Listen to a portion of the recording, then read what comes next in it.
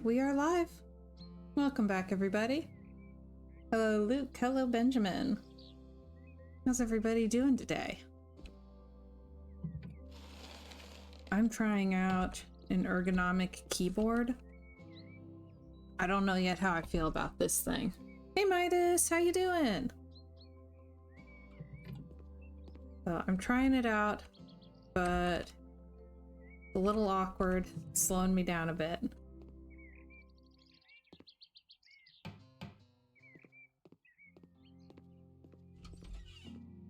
I'm not used to it. Huh? Feed the puppy. Alright.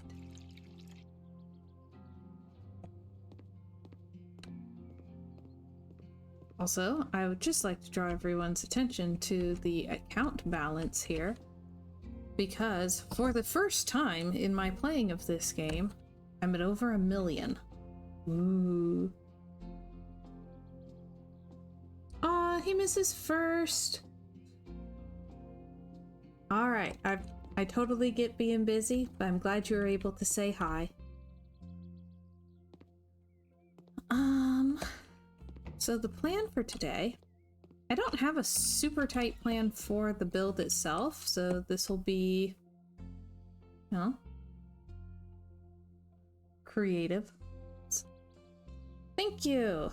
There's that achievement for earning your first €1,000,000, and I'm not up to €1,000,000 yet. I did switch the currency around to see how close I was, and I've got a ways to go.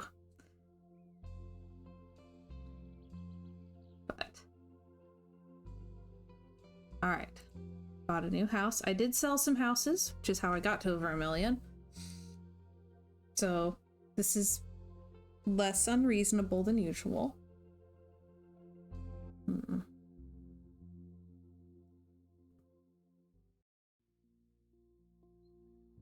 Benjamin says this game would bring out my inner min-maxer in the worst way.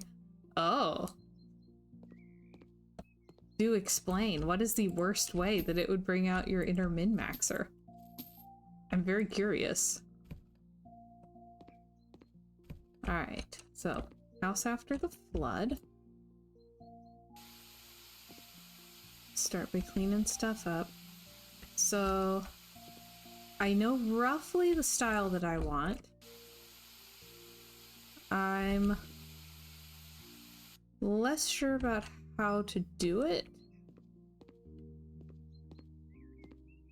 Must sell every house for as much as possible. Yeah, I get that. And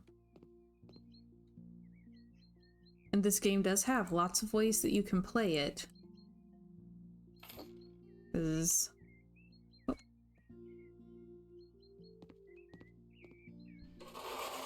Like, you can go for style, you can go for profit.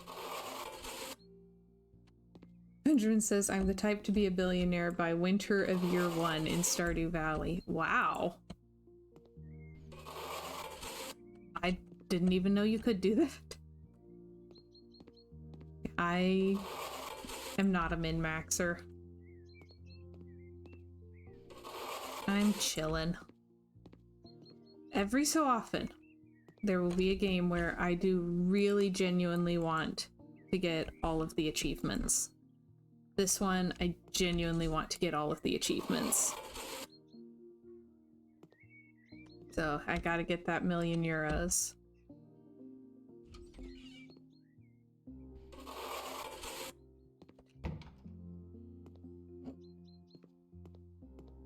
But I've very much made plenty of choices where I'm giving up potential income in favor of I want to do this in a specific style with a specific look, etc. I will say, I could be very wrong about this, but I feel like no matter what you do with the HGTV houses, they sell for less.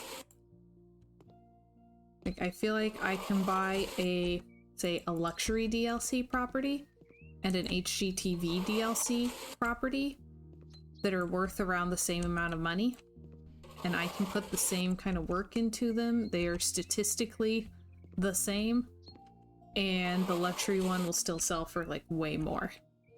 I've really been struggling to turn a profit on the HGTV houses.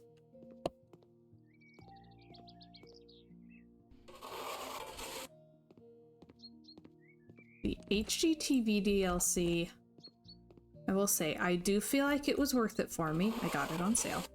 I do feel like it was worth it for me because it has some of the finishes that I use the most, including that like little white hexagon tile that I use in every single bathroom. And I really like that it does the before and after shots of all the houses. But also, I don't like the houses as well for the most part. I feel like the HGTV houses are a little glitchier than some of the others, and they have weirder layouts.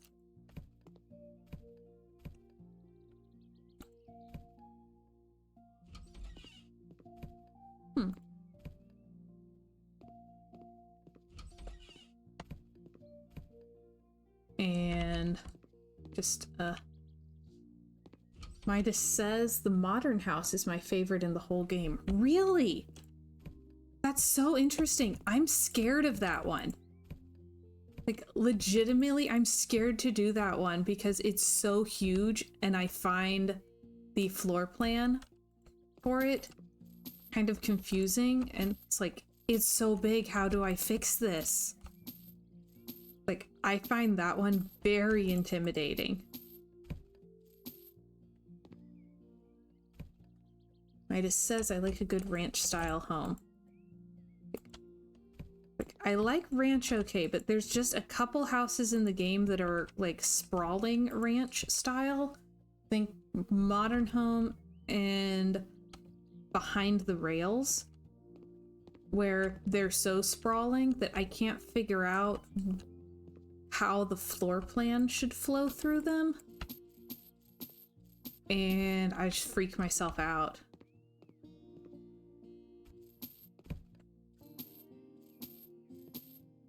But that's really interesting to me. I haven't done all the houses yet. I really do think my favorite might be the blue snuggery. But I don't know. Alright, I'm gonna empty everything out of this house, including these. Okay.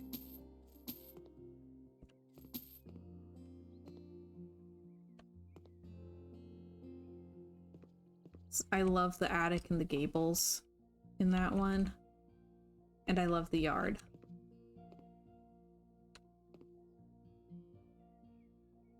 But I want to play through the entire thing and then decide what my favorites are. I have been keeping a list of the properties that I flip that I just feel like I could do in so many different styles and still be having fun. So like for HGTV, I actually quite like Old Lady's House. Of course I do. Very me. Yeah, I like the Old Lady's House. I feel like it's a really nice size. Whereas the modern home or modern house is just so big. And I get scared. Alright. Boomer says, I wish cleaning were that easy IRL. I know, right?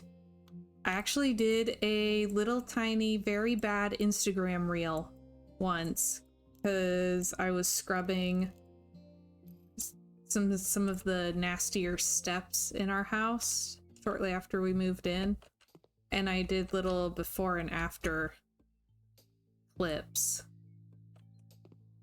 and cut them together to make a little house flipper cleaning in real life. Instagram reel. Very proud of myself, even though it was awful. So, how are you today, Boomer? Alright, we will fix all of these. Aw, Luke says it was great. He's always much nicer to me than I am to myself. Probably a good thing for the health of our marriage. Boomer says, okay today, headed out to the gym in a bit, but wanted to say hi. You've been doing really well with the consistency. I'm impressed. Hey Trumpet, welcome, welcome. How are you?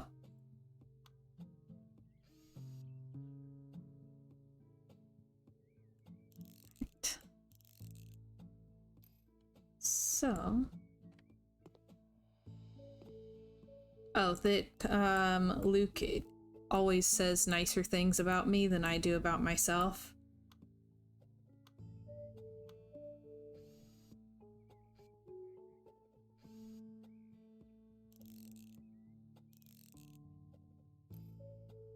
If I have an idea for something that doesn't turn out as well as I was hoping, I'm like, that was terrible execution. And he's like, but a great idea. Oh, there is a Discord. See, I wonder if I can post a link in the chat. Hold on. Because I have links disabled for the chat. Let me see if I can figure it out. If I can't post it, like, fully in the chat, then I'll send you a link.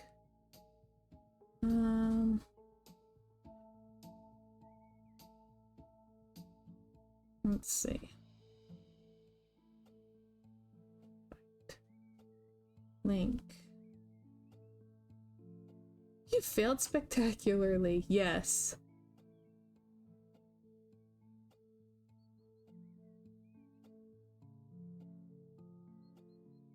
Yeah. No. Not off the top of my head, Trumpet. Alright, so my thought for this house is like a kind of vintage glam style, which, like, glam is so not my thing, so we'll see how this goes. But the idea is vintage glam. So I figure do something that's got a little bit of an old Hollywood vibe while we talk about the movies that we saw in theaters last year.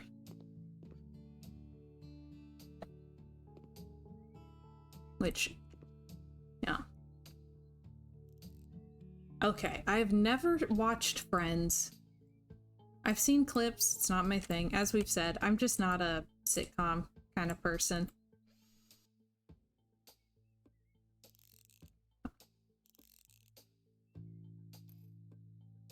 Alright.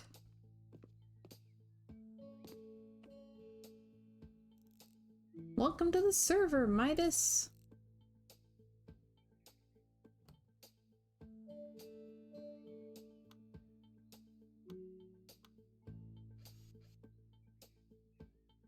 Benjamin says, only saw one movie this year. Guess which?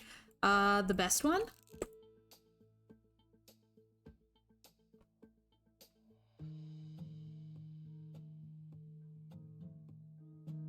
Hey. Welcome to the server, Boomer. Oh yeah, Luke, I remembered the other movie that we forgot for our list, The Boy and the Heron. We were trying to make a list and we knew we were missing something.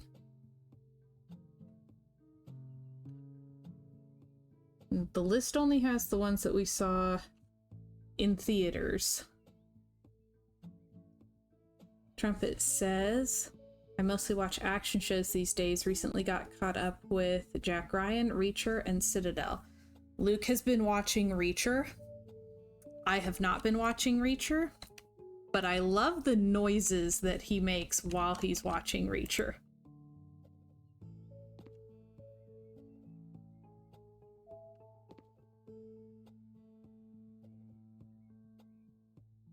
There we go. Because I hear a lot of ooh and oh man, and it's very entertaining. Oh. Benjamin says, surprisingly not Godzilla. Wife and I were down sick for ages and couldn't find the time. Oh, had to settle for pirated clips and waiting. That is so sad. Oh. You will love it a whole lot. Like, we went to see it again for Luke's birthday, and I cried again. Like, I knew what I was in for, and I still cried. Enjoy the lurk, chiller!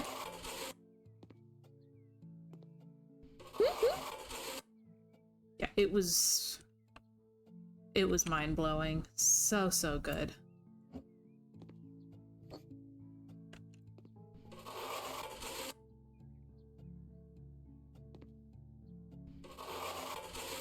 That is one, as soon as it comes out on DVD, we're gonna be getting it.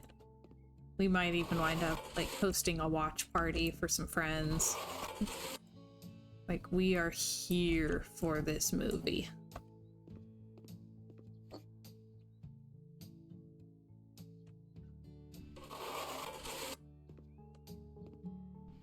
Alright. So I have a list of movies we saw in theaters. Most of them came out last year.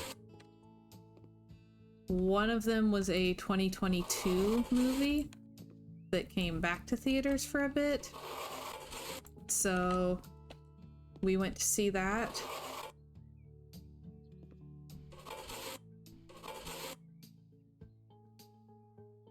Benjamin says, I miss having Godzilla watch parties. Whoa. Trumpet says, I also rewatched the entire 24 series recently. With 8.5 seasons, it took some time. Whoa. Yeah, I've never done a Godzilla watch party, but I feel like we might have to for this one.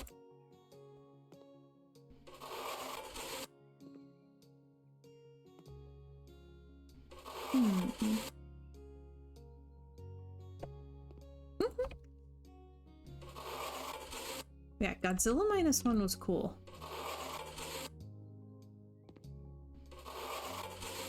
Had a really good human story.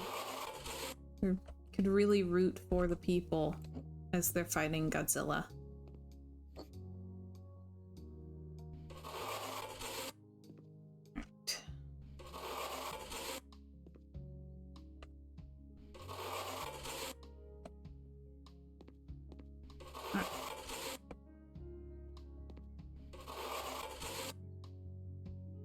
Also, we saw way more Christian movies than I would have expected. Like, I don't normally watch Christian movies so much. My expectations tend to be rather low. But we saw a surprising number of Christian movies this year, and a surprising number of them were actually watchable. Them extremely good. So I was very pleasantly surprised. I'm thinking I'm gonna get pretty creative with the floor plan here. Well, creative for me. Trumpet says they're getting better, and Luke says the quality has definitely gone up. Oh yeah.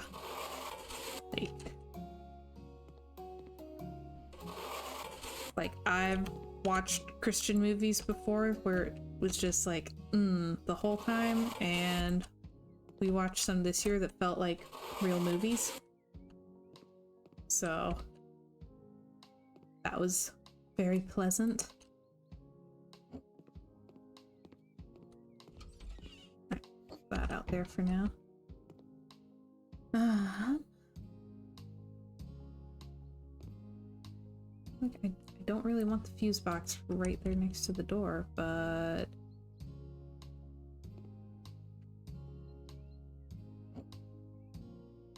I'm not sure what to do with it. All right.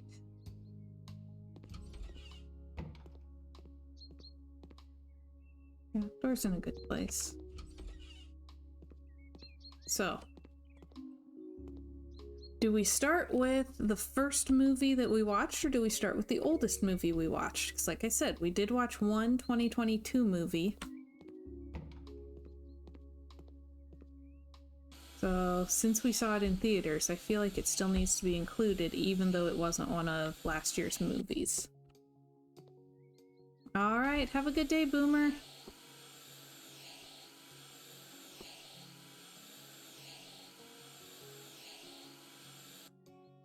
And I've not watched The Chosen yet. We'll see.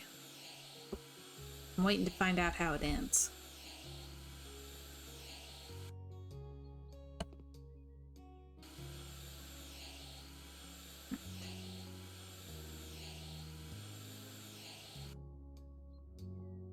Oh man, Benjamin, I don't... Like, that makes my brain hurt just to think about. No.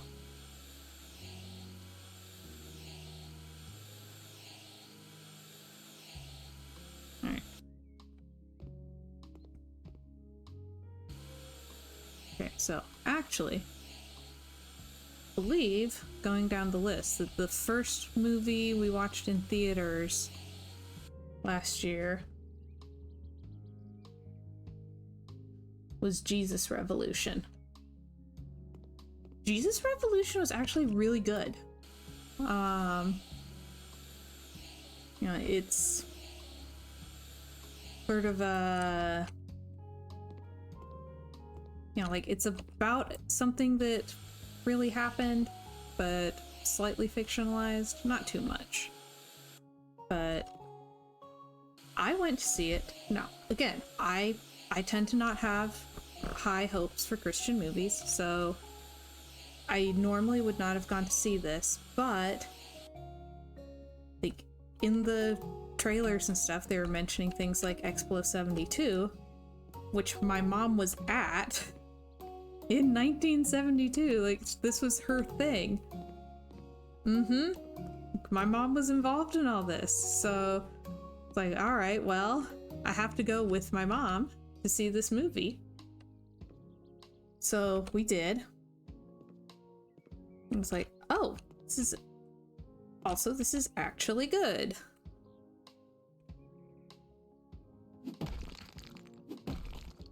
Trumpet says, my parents lived through all that and remembered the events. College students in SoCal. Yes! Like, watching the movie, there's a part with this early Christian band, and my mom was like nudging me in the theater going, they were in my house. I still have their vinyl. So that was really cool. And said, just, it was really well done. I felt like they did a good job of communicating the emotions and everything that the characters were going through, and of making it like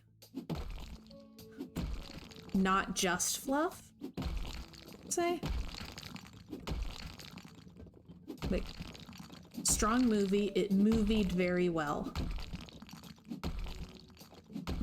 I would watch that one again.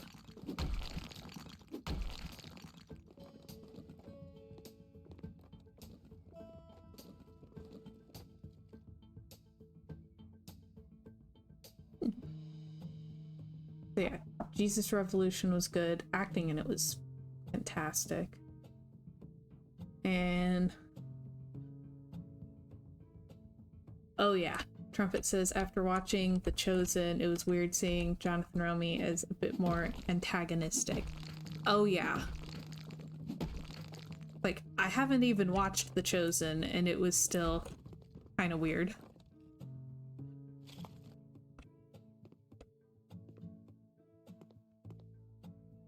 Now people were talking about Book of Eli.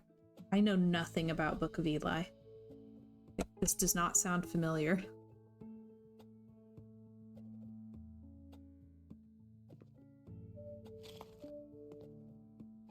Put those there.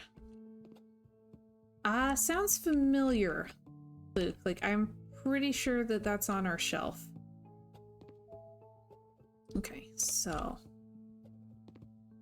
my plan is to make this a nice fancy bathroom. Bedroom with, like, big closet. Then can I move the wall? Have, like, eat-in kitchen back here, living room up there. Let's get demoing.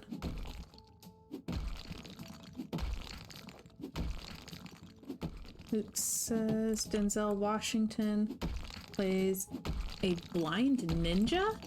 What? In a post-apocalypse where the Bible has been lost, but he has the last known copy, and everybody wants to use its future. Okay. Interesting.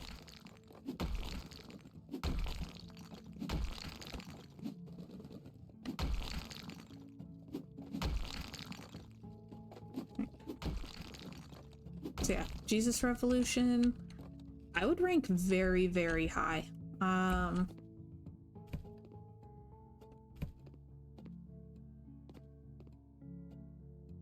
That was a strong movie.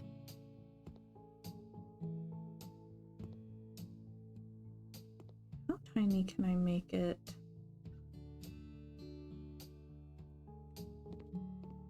Here, let me find a couple dining chairs. Luke says one of those movies you kind of wonder how it ever got made and how it's actually good. Fair. I get that. Oh, okay. Alright, I want to use these chairs.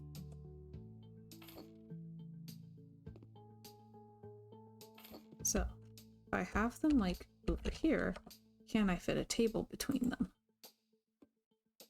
Oh, furniture. Tables. Dining room. Tables. Let's see.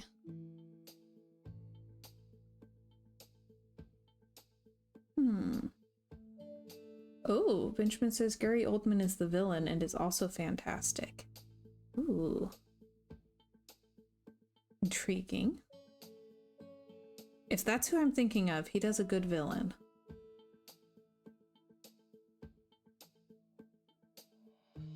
There are several actors that I get mixed up every time.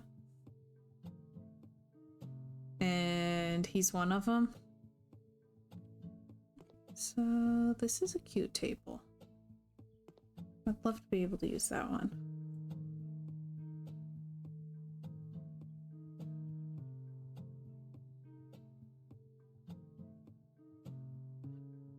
This would be my other option. Also cute. Let's try this one.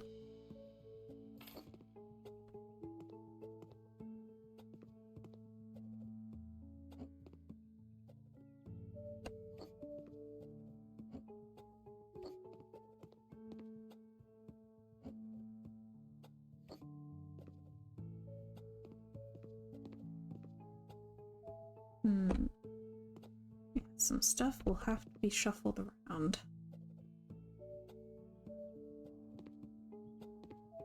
I would still like to have a door going out, so I just need to move that.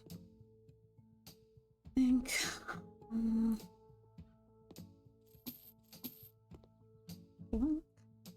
Alright. Second movie on the list is His Only Son. Luke, can you remember what the budget was for that movie? Alright, we're gonna have like the tiniest little kitchen.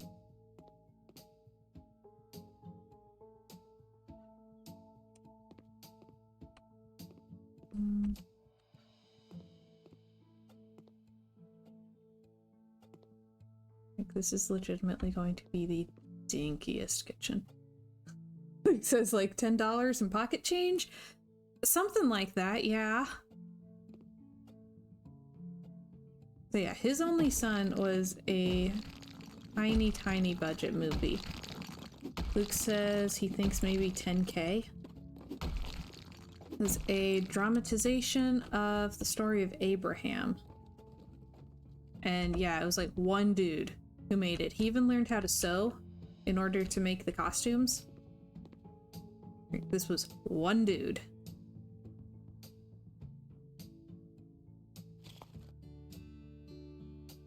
And oh yeah, and making miniatures for the sets, like just he learned how to do all the things so that he could get the thing done. And that one doesn't rank as high. It does have like issues that you would expect from a very tiny no budget movie, but honestly not as bad as you would think. Like, it was interesting. I definitely did not like feel like it was wasting my time or feel annoyed or anything. Luke says acting was a little rough, but for a first story from an unproven director with zero budget, it was still very enjoyable. That's a good way of putting it, yes.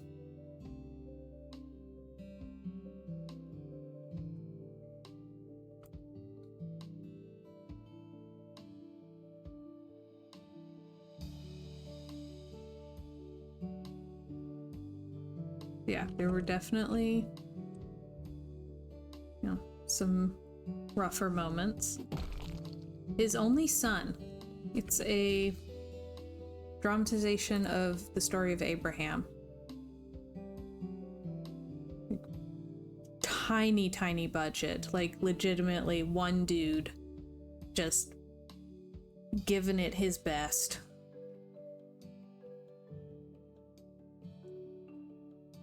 So, a few places where it could have been improved, but overall, I was impressed.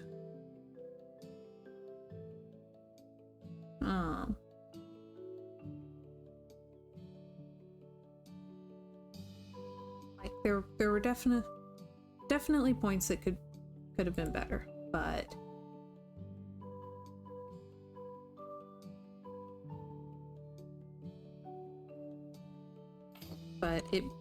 it did make me think about like Abraham and what he was called to do and what it all means. So it was cool. Not one that we immediately felt like we had to get on DVD or anything, but I definitely don't like regret watching it or anything.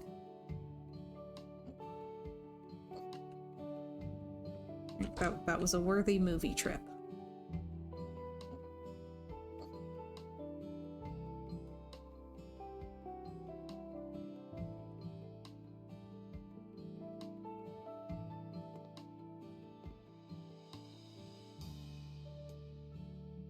Yeah, we would definitely like to see the director's next movie.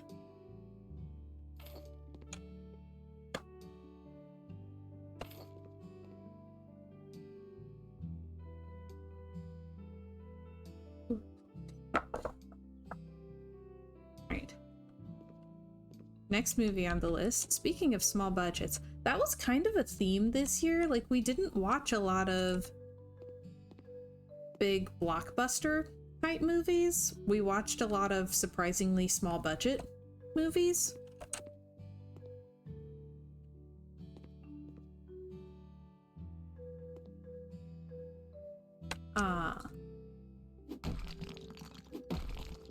Like, not all of them were as small as His Only Son, because like, what even could be? But definitely a lot of smaller budget films.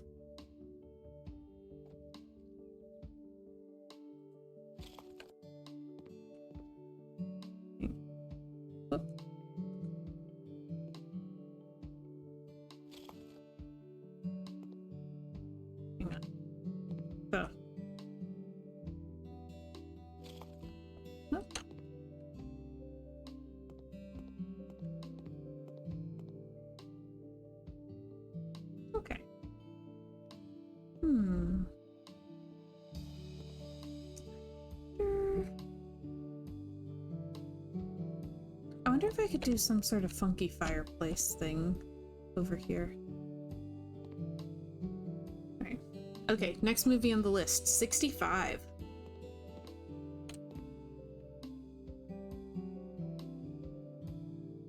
Hang on. Trying to think about flooring and also about movies. Yeah, I really liked 65.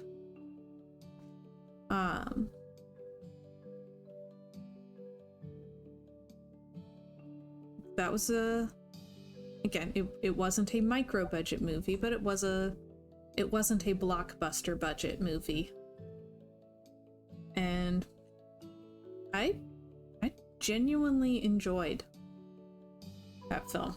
Luke says it had Adam Driver punching a dinosaur. Instant win. That basically says everything that you need to know about this movie. Adam Driver is punching dinosaurs. It's fantastic.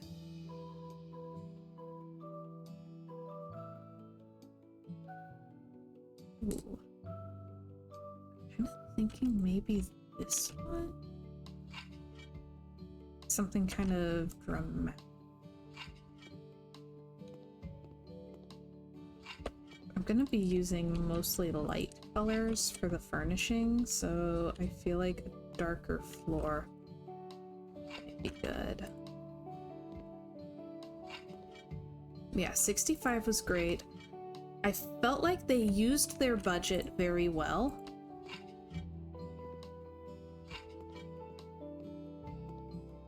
Like, they got a solid actor for the lead, and they put in enough dinosaurs that we know that we're watching a dinosaur movie. But like, they didn't overdo it, which was nice, because I feel like so many movies now just overdo all of the things.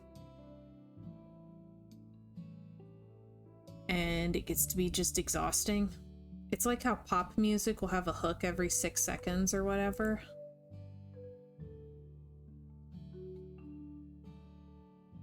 So they managed to maintain the tension without exhausting it. And it was interesting seeing him in... Luke says they should have just canceled the third Star Wars movie and crash-landed Kylo on a dinosaur planet. I would have watched that. That sounds good. But yeah, because Star Wars, you know, with Kylo Ren, he has said that he played Kylo as younger than he is. Like, Kylo is a fairly immature character. And in 65, he's playing very decidedly an adult. This is a grown man with grown man concerns, like punching dinosaurs. And it was really nice to see him in what I want to call a more mature role.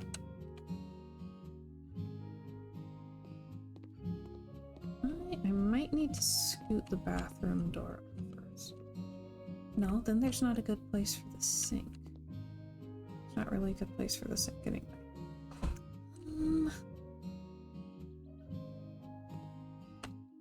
Trumpet says a long time ago, in our very own galaxy, on our very own planet. Yes.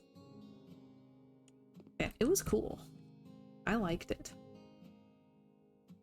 Like, again, I'm not normally a Monster Puncher movie fan. I enjoyed watching Adam Driver punch these dinosaurs.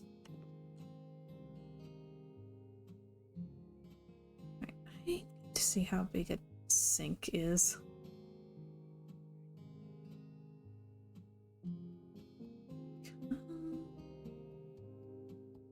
Let's see, luxury. We're going for luxury. But like vintage luxury. I don't know.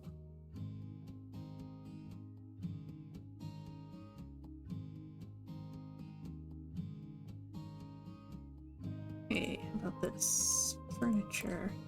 Bathroom. 5 foot. This in here. Then I can see exactly how deep it needs to be. Okay, 50. So if I move it over 2, I can steal 2 from there.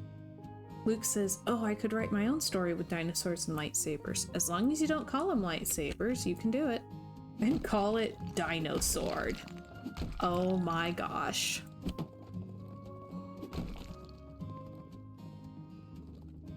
I think you should. There would be an audience for it.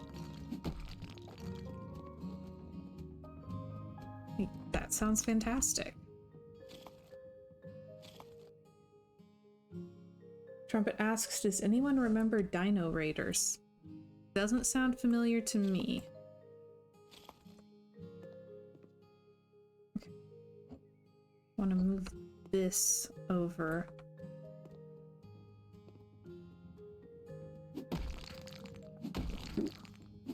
Get a little more space in the bedroom. And also sneak a shower in over here.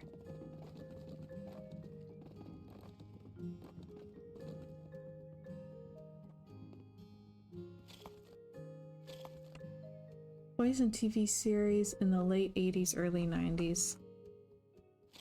Just early enough that I missed it.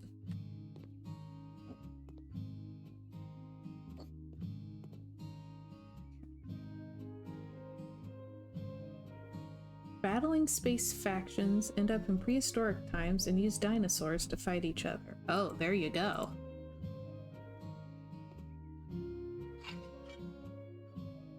Luke might be tracking down this cartoon.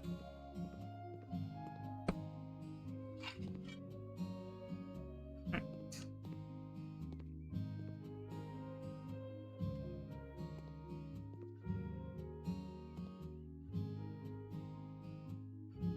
Hey, Roy.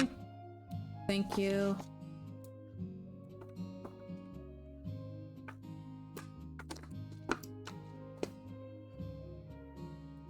Luke says, sounds like good inspiration for Dino Sword Book 1. There you go.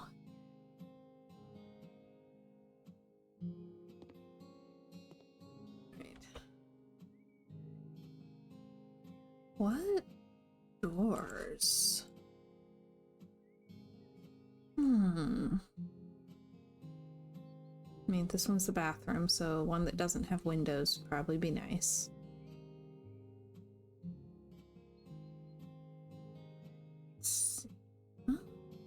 Oh, what about this one in white? Gold.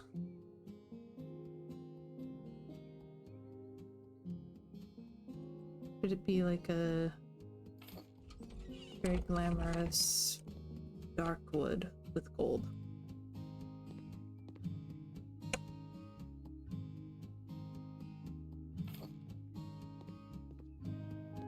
Those. Then, I guess like some kind of arch. However big this is. Mm-hmm.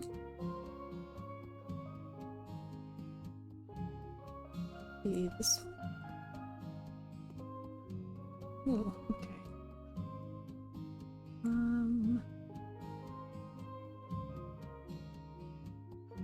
Almost.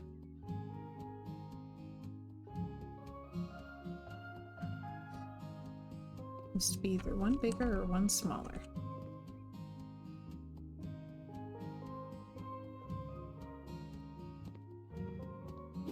This.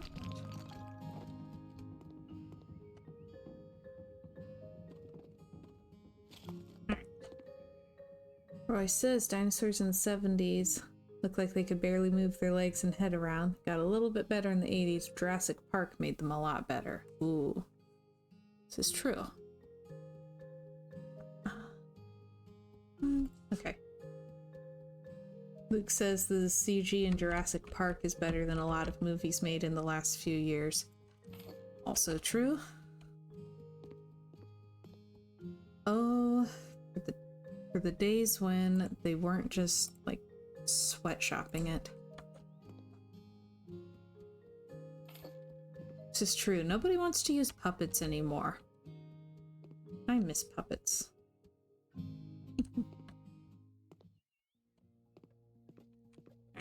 Then here, I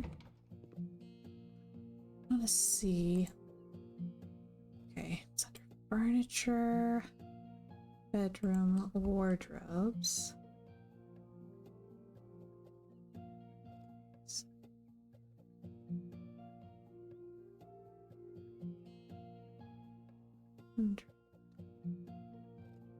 Okay.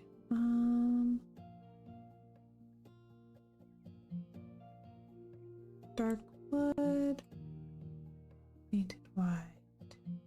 Ooh.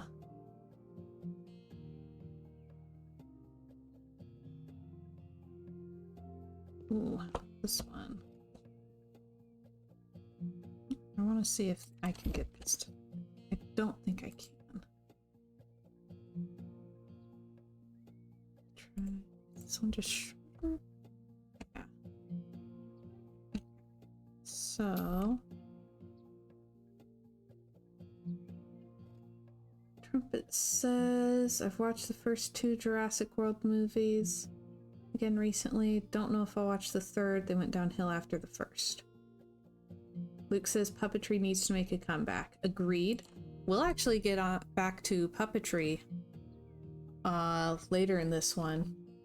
Yeah, 65 was great. If you want to see Adam Driver punching dinosaurs, highly recommend. Like, that was fun.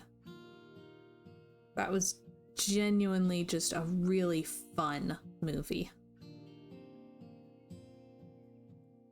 And it did have, like, enough of an emotional core that I didn't feel like punching dinosaurs was the only reason I was there. It did feel like there was a reason he was punching dinosaurs, which I appreciated. And I can watch my movie for girl reasons, too.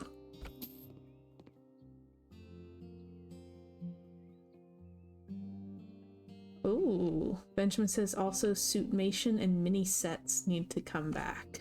Luke says yes. So it's just like minis and stuff in general, just more practical effects and not everything just being all of the green screen and everything.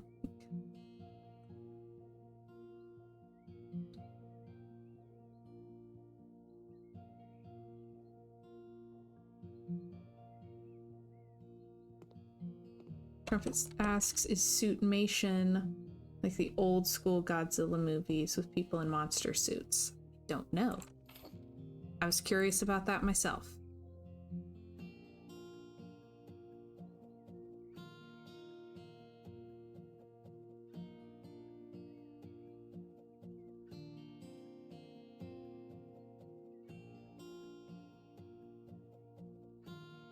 Let me stack these.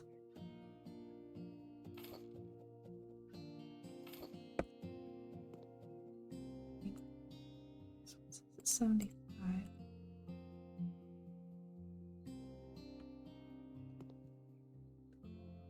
Benjamin says yes.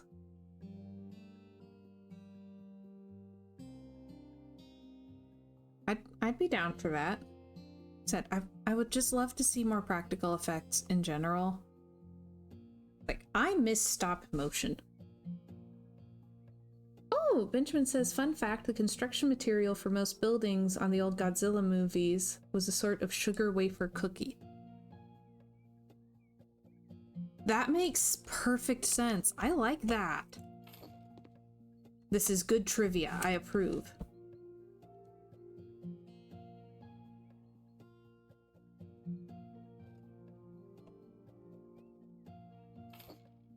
Hey.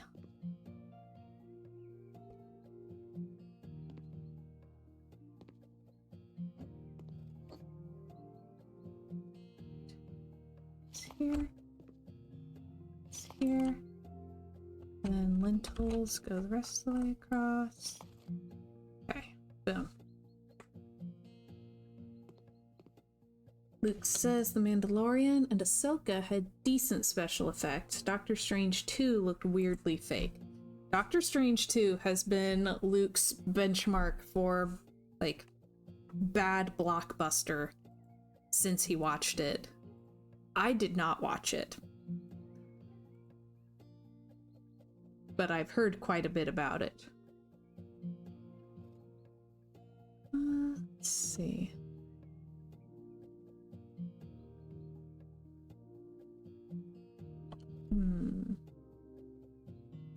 Let's do the one at the door. Luke says it broke me.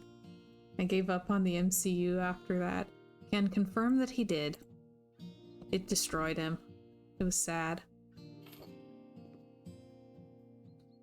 Yeah, I'm pretty sure I should paint this room, even if you won't be able to see any of the walls. I feel like the game will like that better. So...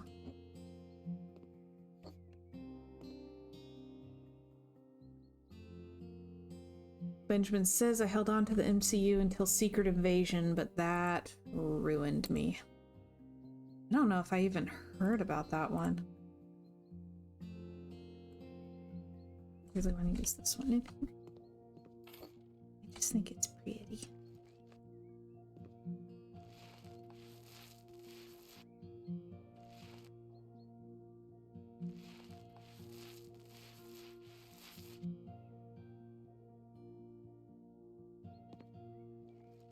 Midas says any series that moves to rely on time travel or multiple universes entirely loses its audience. I'd say that's fair. Like, if that's the premise of the show starting out, then good, but if you move to that because you don't have anything else left...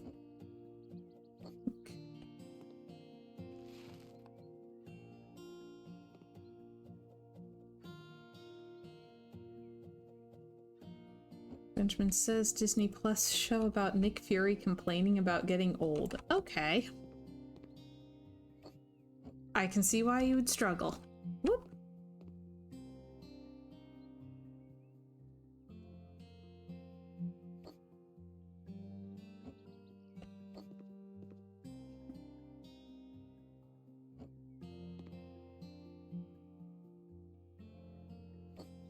Goes here. This goes here. Hang on. There we go. This goes whoop. This corner. Okay. That there for a minute. Whoop. There for a minute. Trumpet says MCU hasn't totally lost me, but I'm definitely not chomping at the bit for new content like I used to. Yeah.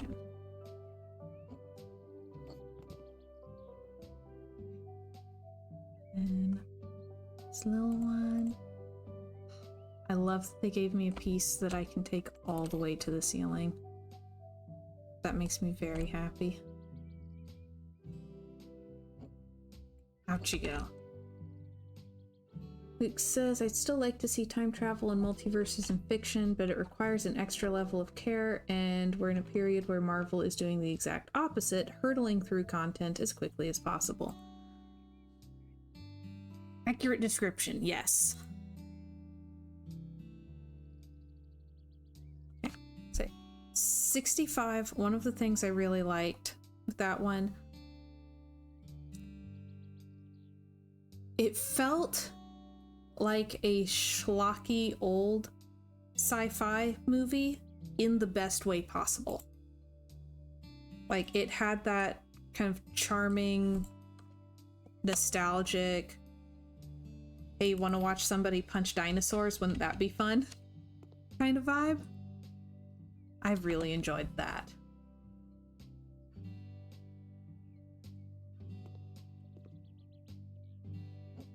Like, it was fine with relying on the fun tropes because they're fun, and wasn't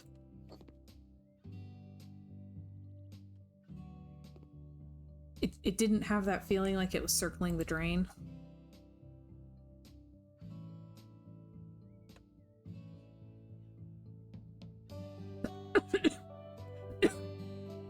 Good grief.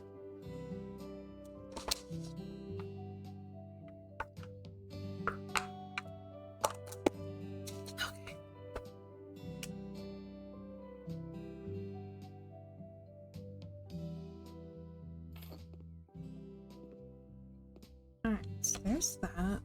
But I'll need a light. Something very fancy. Which is so hard for me because I'm so not into the fancy. Like, I'm not a glam person. I say while wearing my cozy sweater. Glam is just not for me. But we're gonna do glam today. Whoa. That's huge.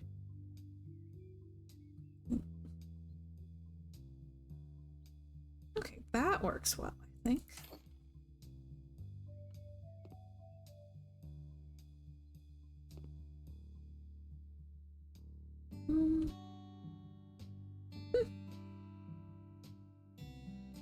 And light switches.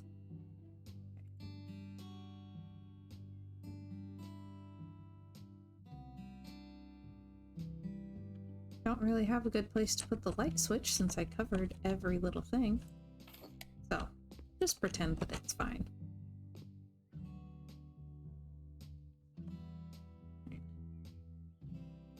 Roy says, new Adam Sandler movie called Leo. He plays an animated lizard. How is that one? I remember seeing a trailer, but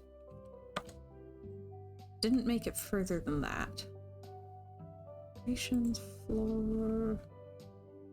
Came out in November. Okay.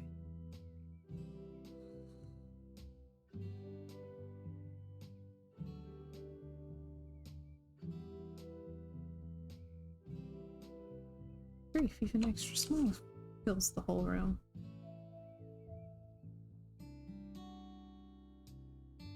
Alright, Roy hasn't seen it, thinks it looks pretty good. Okay.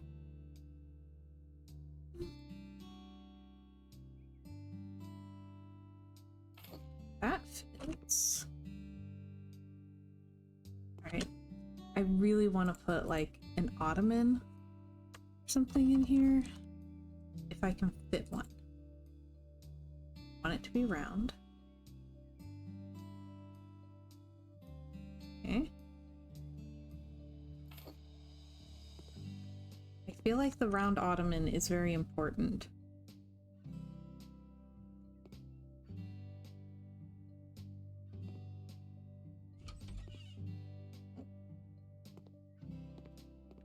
Definitely understand that, Roy. It does look like cake, doesn't it? Fun. Alright. Let's see. This is bedroom.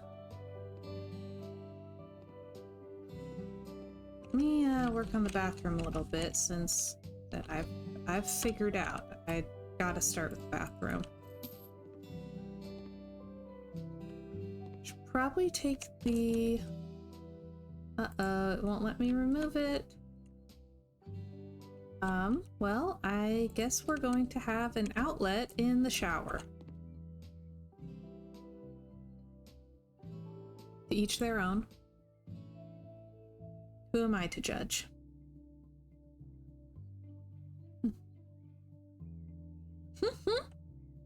Roy says that he likes the old joke about dreaming about eating a marshmallow and you wake up the next morning and your pillow is gone. That's a fun one. Oh, let's do these. No, it's not a safety hazard, it's a design choice. They could charge their cell phone while they shower.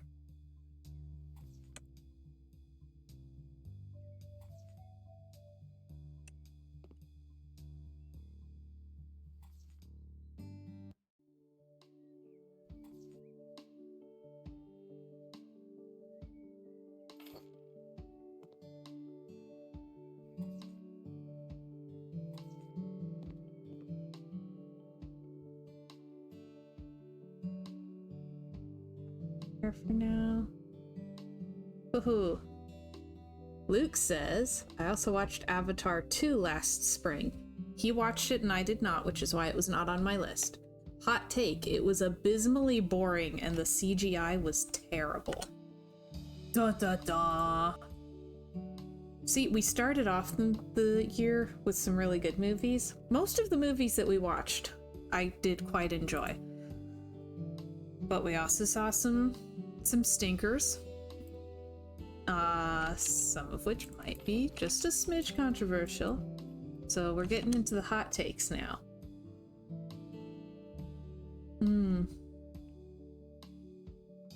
Good point, Roy. I need the sink. Let's do this one. Snowy.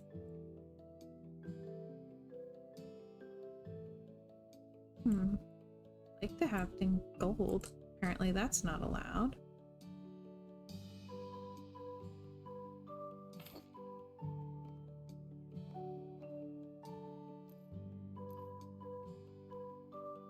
Boop.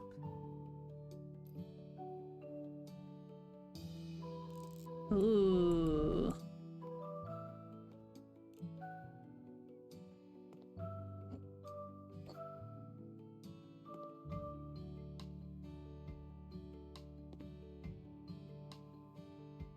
That should be good. Eesh. Need a mirror. And it needs to be like a really big fancy mirror. Let's see.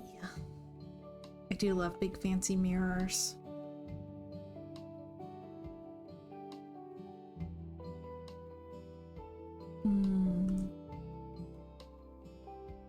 These are all loud.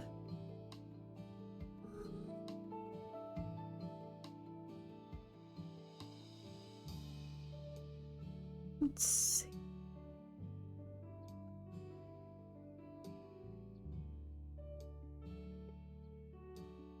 So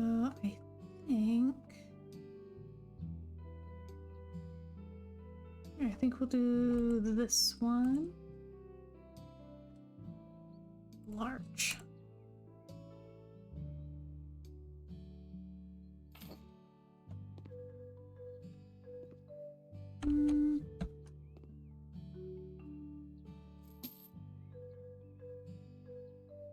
We have that's similar to that.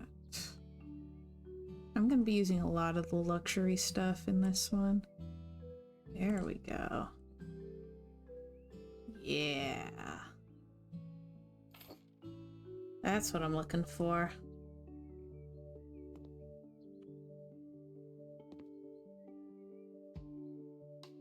Let's get a light switch. Whoop, and a light in here.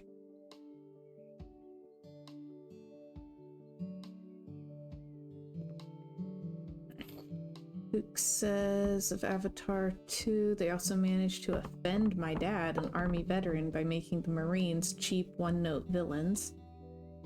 Roy says supposedly when they were filming the second one, they were filming the third and fourth at the same time. Luke says that's what I heard too, but watch, it's gonna be like 5 years until Avatar 3 comes out. Trumpet says Cameron will be pumping out the last Avatar movies from his grave. Probably. They'll have an AI that's been trained to make movies in his style. No one will even know he's gone. Let's see.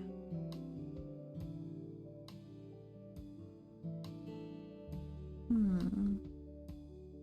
want to do this. Ooh, sounds nice.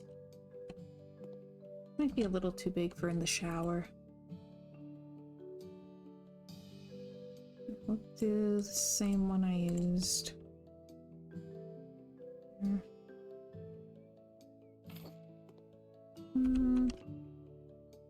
That might still be too much. Let's put it out here. Yeah, that should be fine. And wall lamps. Let's do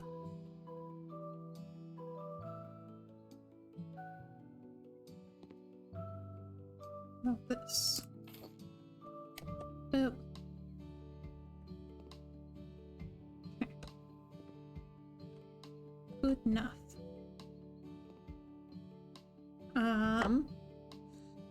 Alright, Luke, next movie on the list is Shazam! Fury of the Gods. Now, we kind of have like a pre-hot take for that one, because Luke really loved the first Shazam movie. Got me to watch it with him because he loved the movie. I did not like Shazam. Like, I did not like the first movie. I can mostly see why Luke liked it. I did not like it.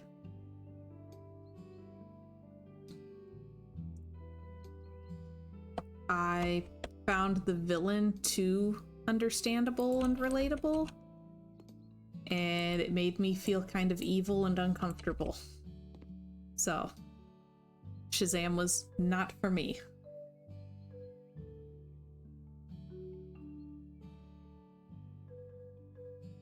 The second movie, though, Shazam! Fury of the Gods, yeah, no, that was a no from me. Like, I didn't like either of them.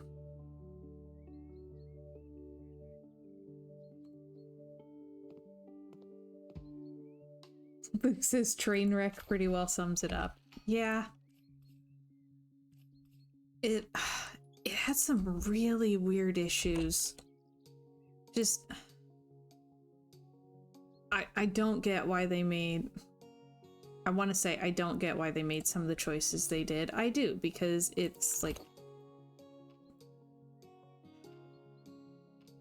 consume next product. But, ugh. Yeah, was not impressed with Shazam! Fury of the Gods.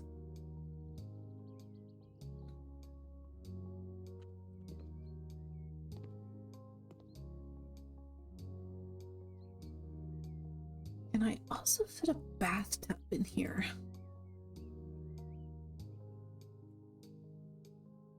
I think I could. I can at least try.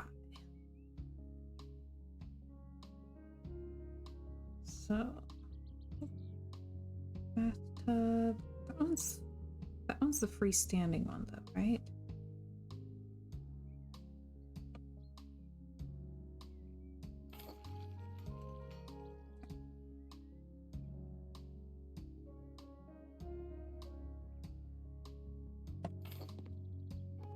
Let's do the one that looks like a gravy boat. funsies.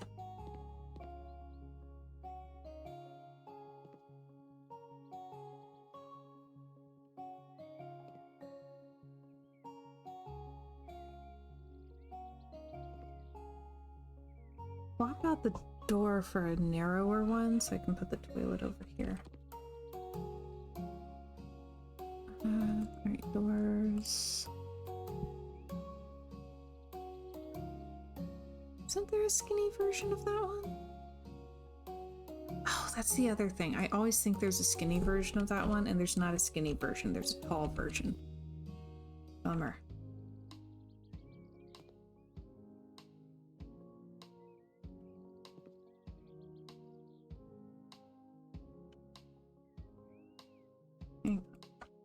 Freestanding. What if? What if? I want to experiment here for a second. Yeah, so Shazam Fury of the Gods. I'd call that one a flop. Oh, come on. I should be able to put this at an angle. It's freestanding. Come on. Wonder why it won't let me do that. Hey. See, if I set it down at an angle, it'll correct it, and it won't let me rotate that.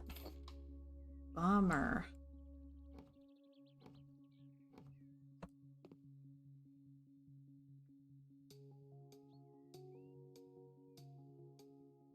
They have? What kind of corner bathtubs do they have? I don't think they have one that I would like. Nope. I like this bathtub.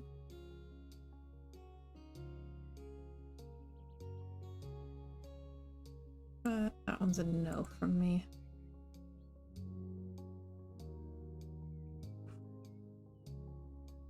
I like that better than the swoopy one. Okay, anyway. Yeah. Shazam Fury of the Gods just kind of confirmed for me that I'm making the right choice by not watching all the superhero movies.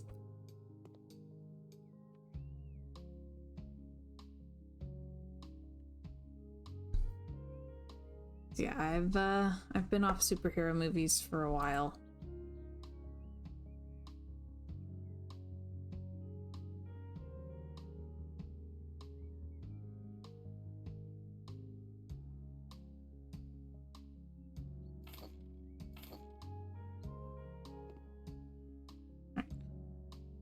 Now, we did watch, like I said, a 2022 movie as well, because Everything Everywhere came back to theaters when it won the Oscar.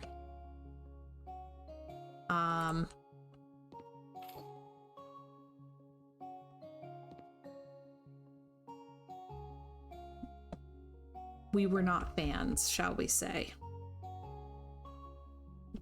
This was not a big win movie for us. I disliked it. It did not work for me, but I did not hate Everything Everywhere the way that Luke did.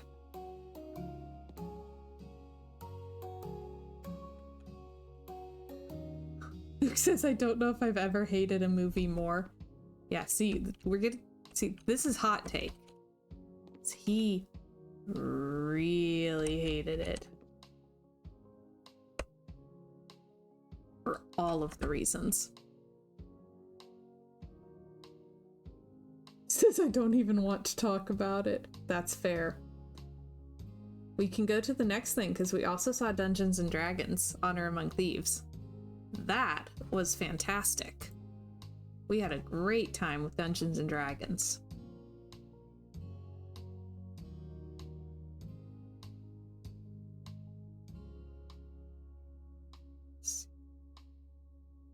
Thought they did a really good job with that one.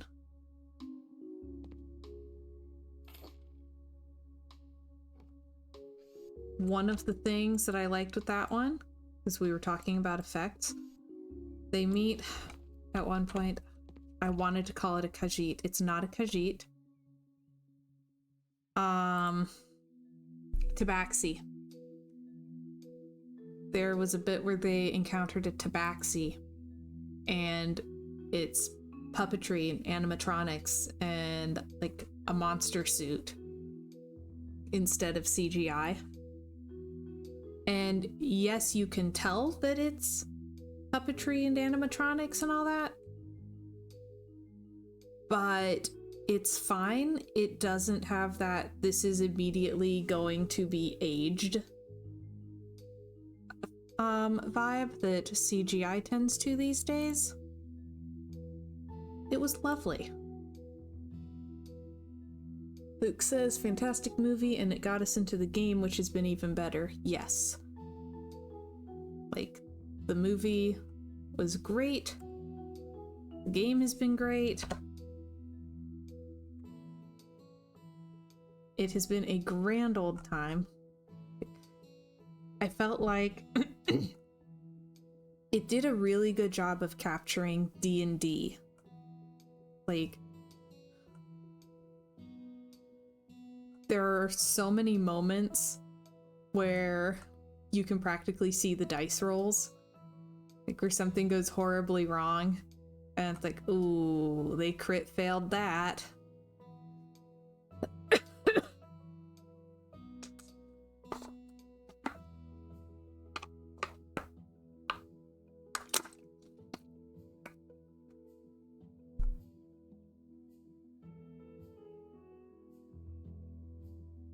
See, a rug for in here. Can this one fit?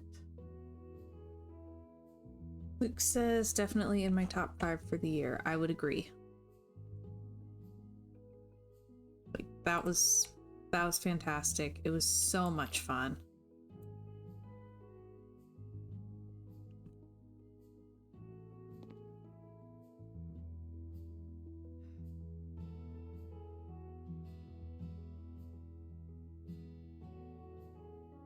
Where can I squeeze the toilet into this bathroom?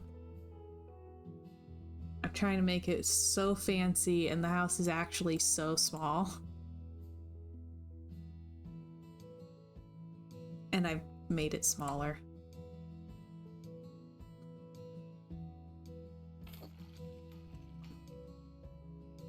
Alright. Door fixtures, toilets. Do this one.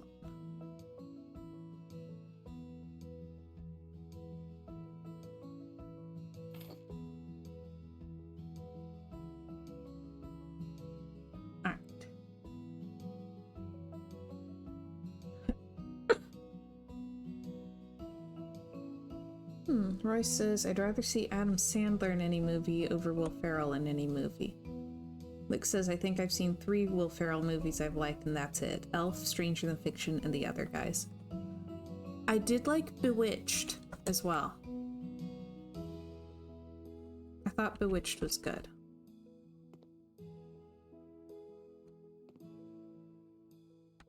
There we go, 4 movies.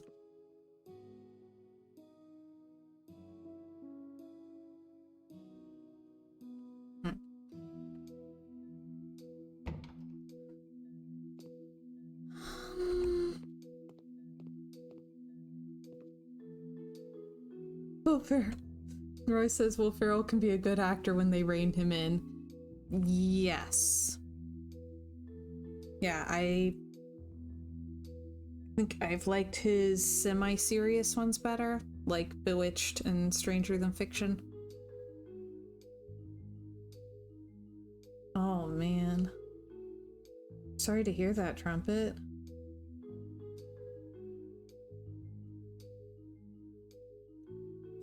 You came right into the middle of a conversation about comedy acting. So this is going to be some mood whiplash back and forth.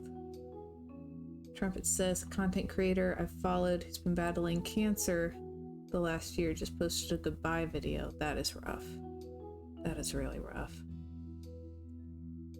And then we go back to Will Ferrell. Luke says when he's playing a character when he's given a character to play rather than playing himself, he's good. Yes. Hang on. Was Will Ferrell the voice of Megamind? I always think that the voice of Megamind was Neil Patrick Harris, and it's not. I just think it because of the forehead.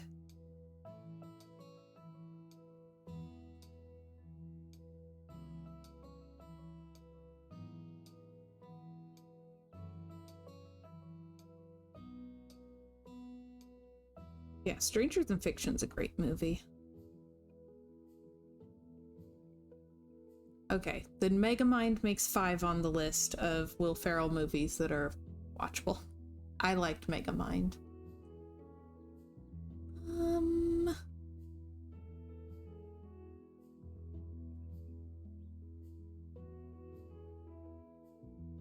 But like I said, I always, like, in my head, Megamind always gets categorized as a Neil Patrick Harris movie. And every time I watch it, I'm surprised that it's not Neil Patrick Harris. Because my brain is useful.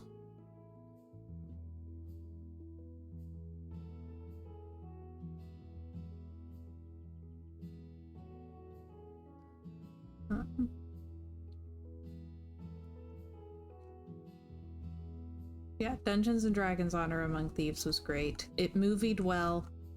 It had satisfying character arcs, which was so nice to see.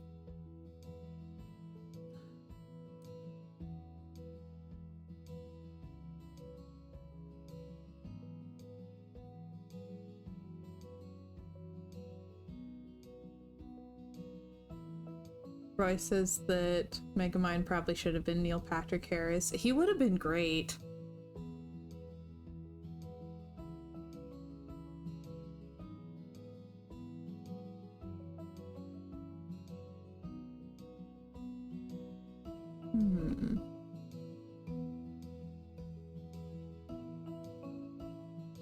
Okay, here we get into a trickier choice to make because I said I'm going for like a vintage glam.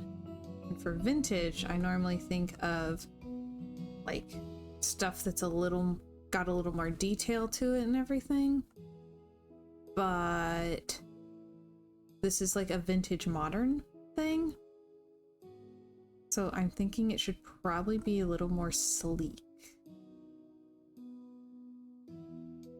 Not this sleek, though.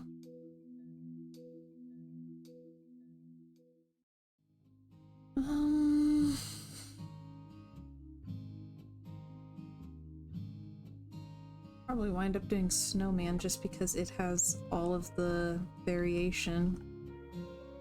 I do wish they would expand some of the other sets. Those tall cabinets are the best. Marv has that weird gap. Marv would be great, but you can't put it right up to the wall because it has this gap. I don't know why it's like that. It's completely obnoxious.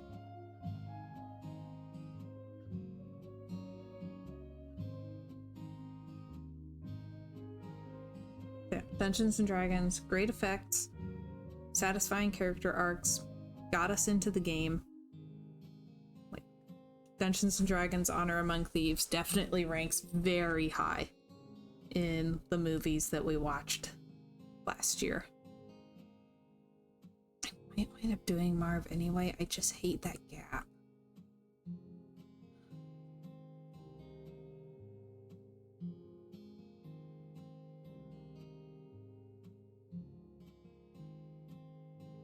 Marv.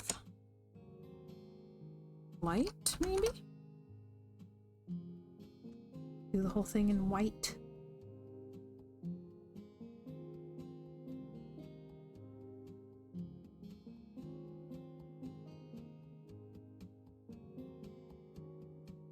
White, marble.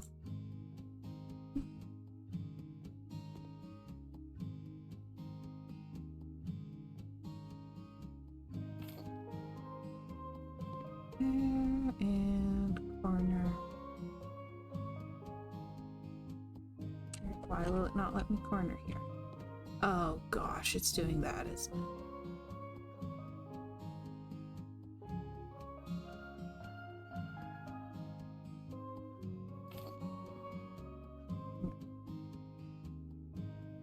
Oh, I'm gonna hate this house, aren't I?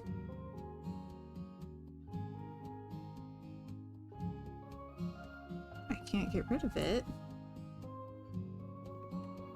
But I also can't put anything in front of it.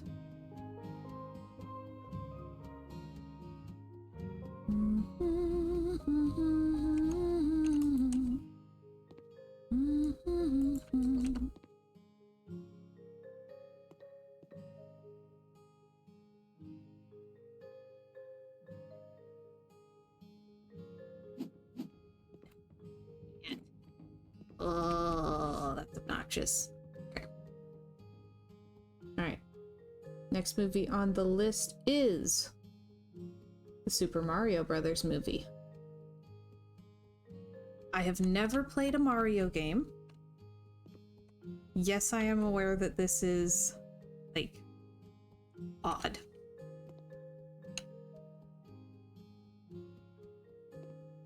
Like, I'm a gamer who's never played Mario. But, that being said, I did very much enjoy the Mario movie. Like, I was not being pulled in by inside jokes or anything. They had to get me just purely on good movie. They got me on good movie.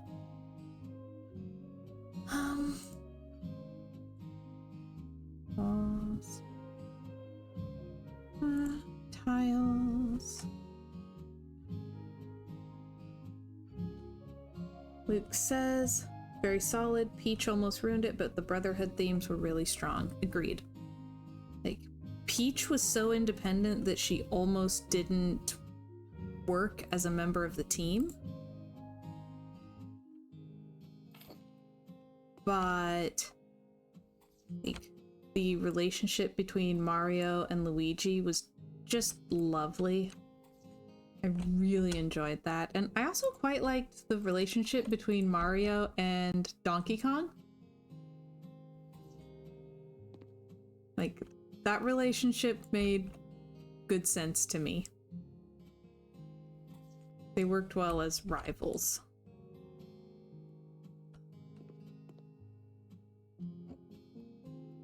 There's so many weird glitches in this house.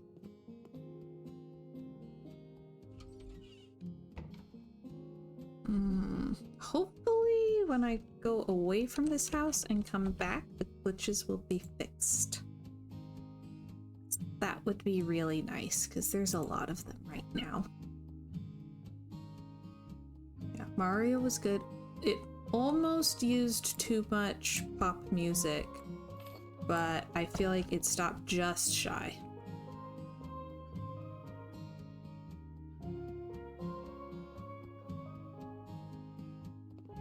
Luke disagrees. Of course he does. Yeah, they probably could have cut a couple of the songs and it would have been good. But I did like the way that they did it.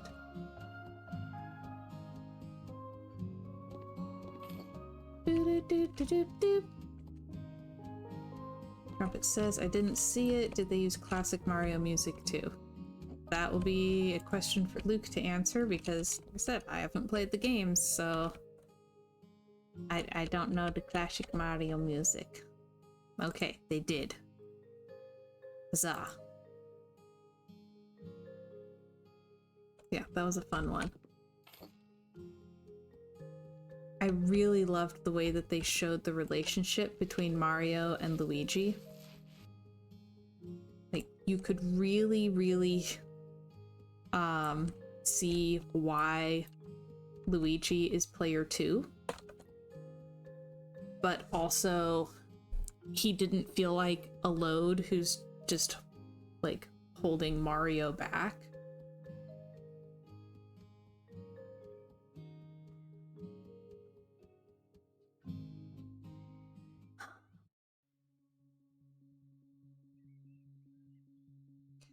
Let's see. Dining room rock.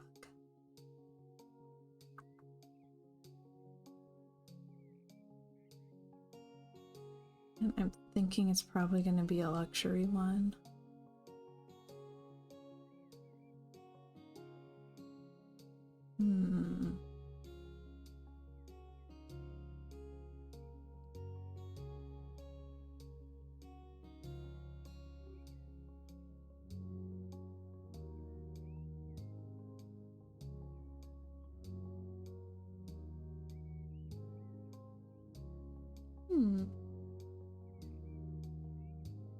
Brighter than I've been thinking.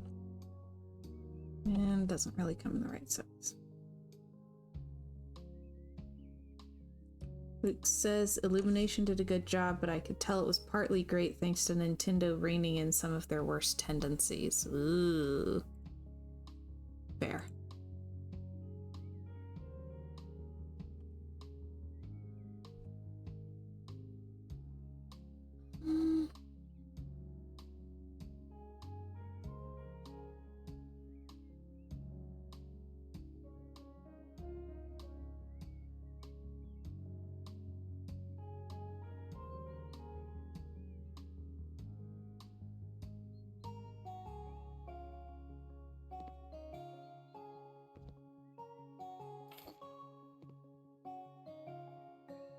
Kind of terrible, but good enough.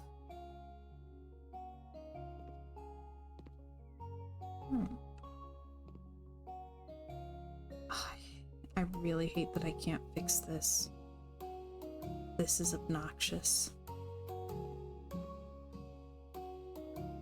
Like, it won't let me sell any of the outlets. And I could swear that I've sold outlets before in this house. So something is glitching. Let's see. Maybe like Silver Glacier for the living room? Like just a little bit gray.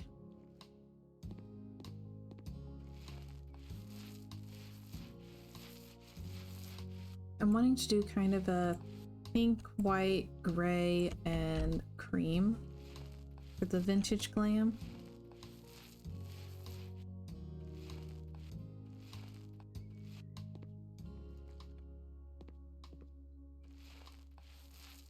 It says, you know, Mario Brothers Wonder is multiplayer. I'm still working on Kirby. You're gonna do multiplayer. I need help with Kirby.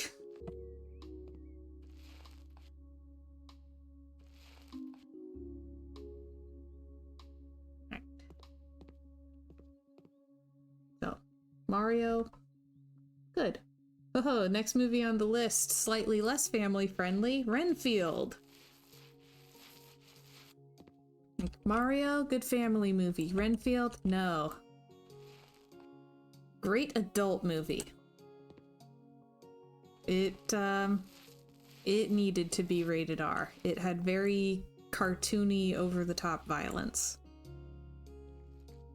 So much so that it was hilarious.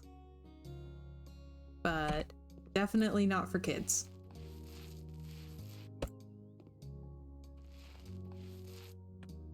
I loved Renfield.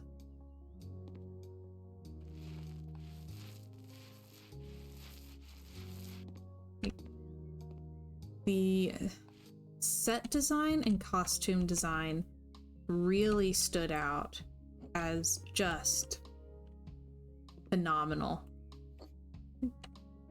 Luke says the gore was absurd. Very funny movie. Yes. Yeah, very absurd. And yet, it wasn't just silly.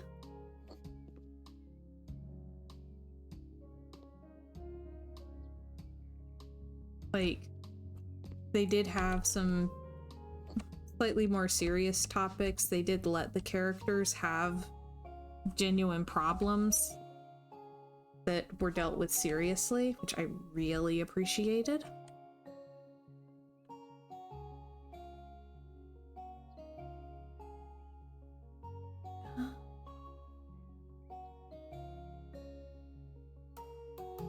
Like, it felt very early 2000s.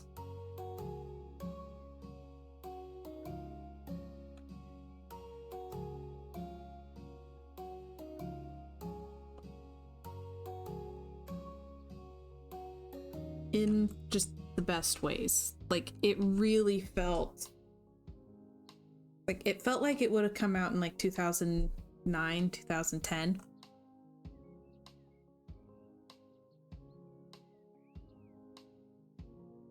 Ooh. About that one.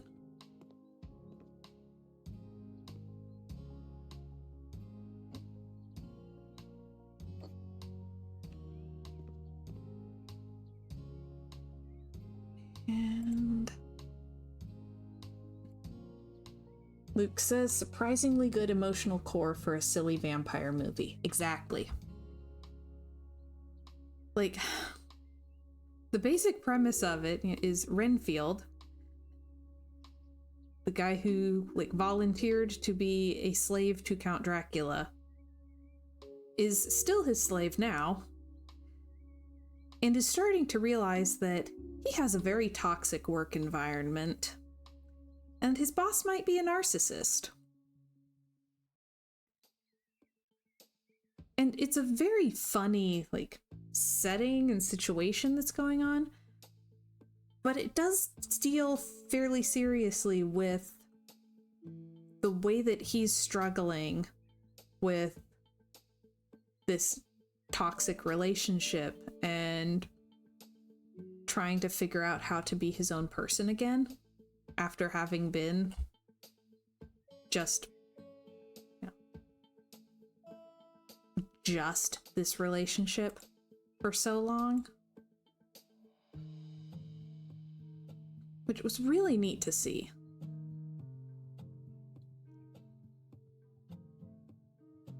And it is very funny.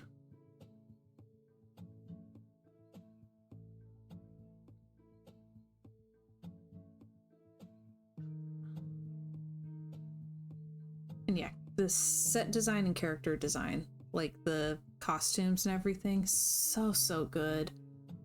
Like,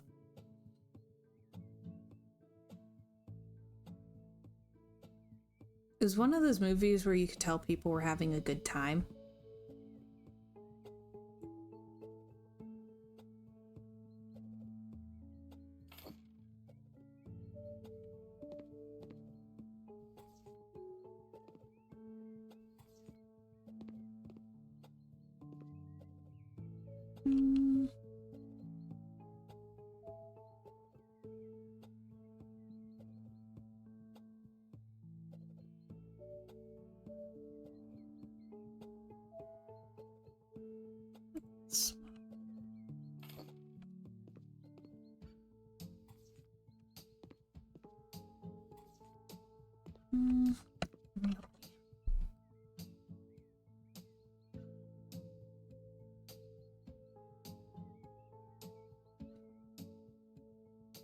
What do I want to use here?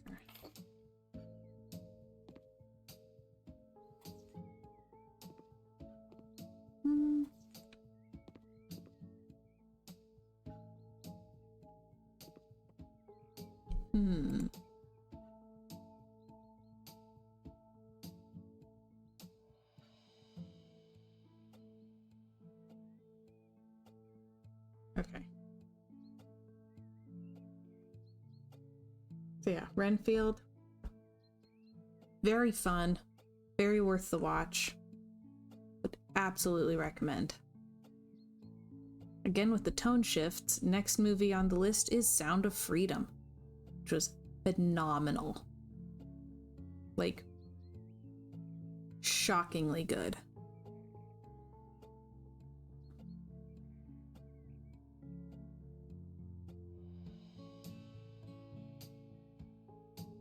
What do I want to put? Yeah, Sound of Freedom's definitely top 5. It was amazing. We went back and saw that one again.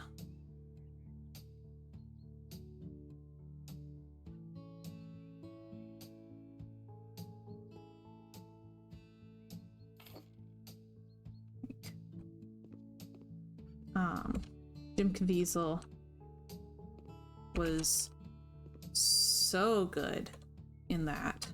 Like, he was very, very believable as a cop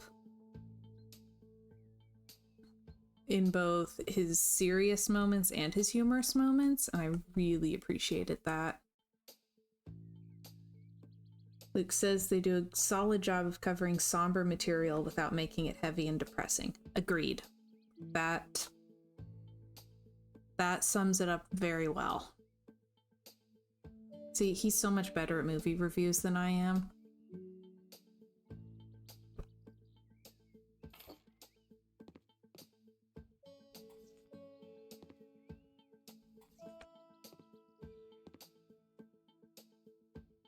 Alright, we'll try that one for now, and then at the end I'll probably make it the same marble I'm using everywhere else.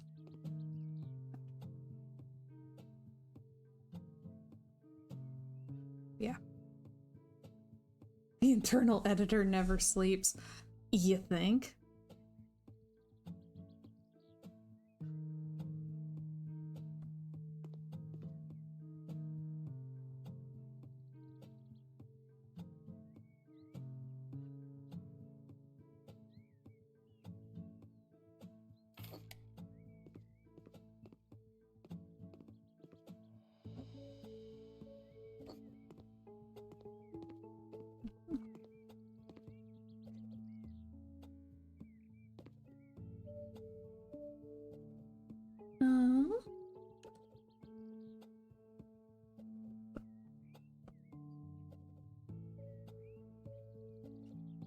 But yeah, that one, Sound of Freedom, was so good. So good. Yeah, main character feels very realistic as a cop. It has some really good, like, men fighting together type relationships. And I really liked the way that they managed to include the main character's wife. He's not just off doing his man thing. Like, it does matter to him that he has his wife's support. And I liked that a lot.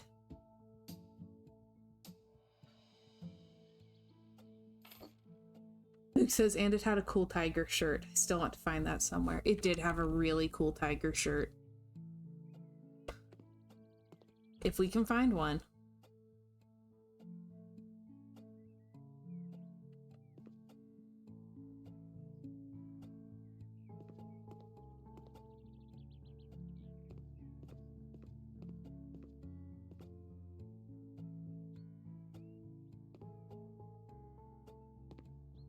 For the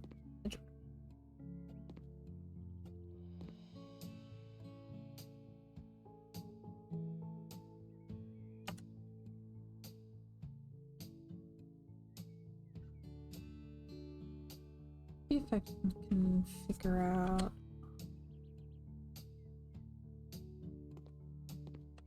I can figure out the bed that I want. That might help me figure out the color.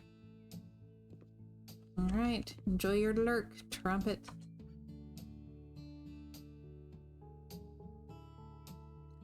All right, following Sound of Freedom.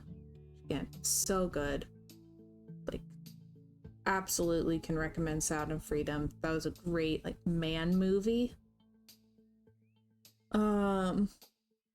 After Sound of Freedom, we watched Mission Impossible: Dead Reckoning. Not my favorite Mission Impossible. Gosh, what bed? Like, it was okay. I had some issues with it. It did have some really cool moments. I'll need to see what they do with part 2. It did have one character whose outfits were absolutely amazing, and I felt like it was worth watching the movie just to see her because she was so cool. But yeah, it was not my fave.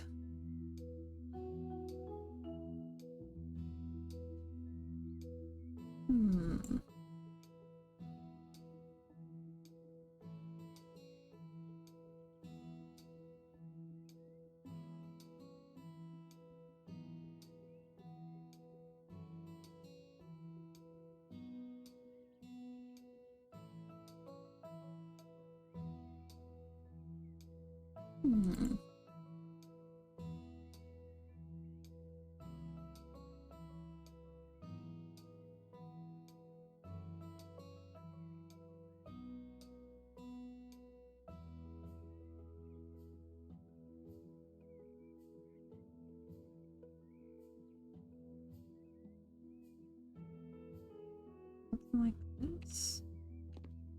It did have one of the best chase scenes in like any movie ever. I will give it that. Chase scene very strong.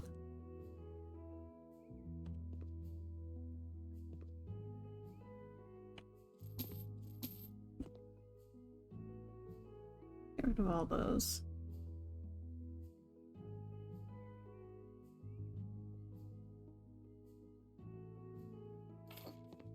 Maybe something like that?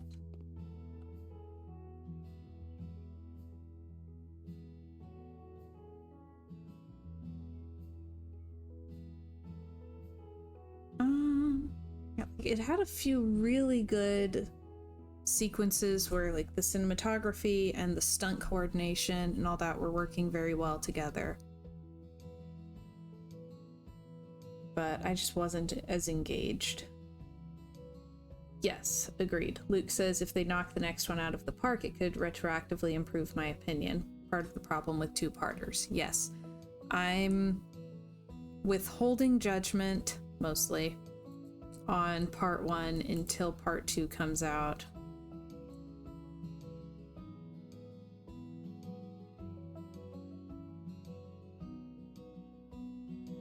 And then I'll decide if I loved it or hated it. Because right now, kind of neutral.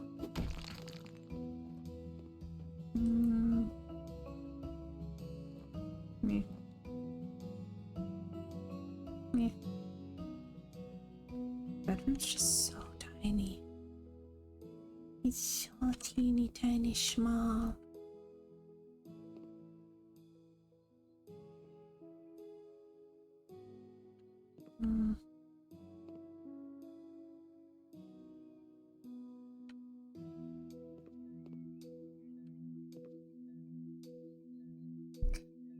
Like I need larger doors just to like open the space up more.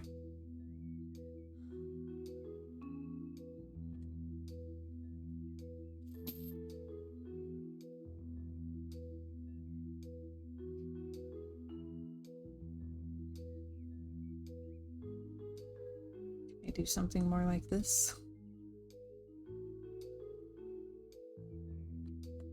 That is bigger than the entire room. Okay.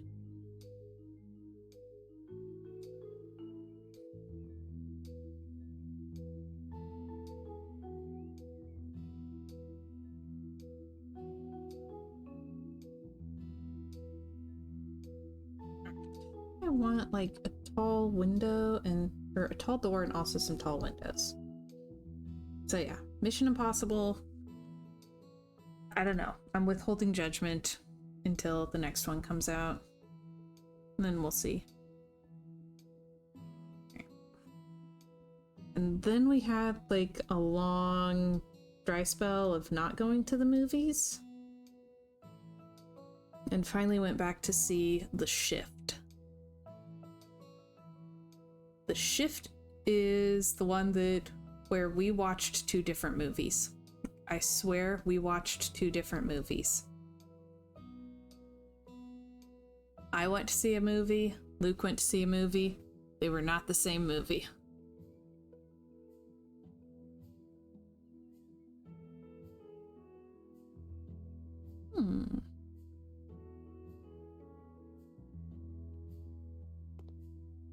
What does this one want? I've never used this door before. Whoa. That's intriguing.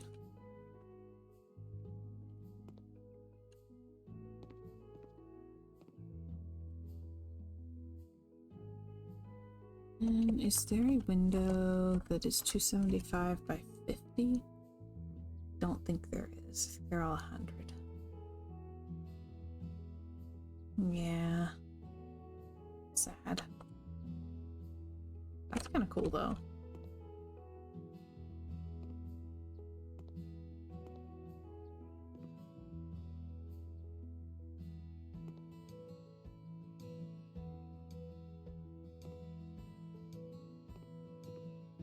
Such a tiny room. Alright, and do I want to do this?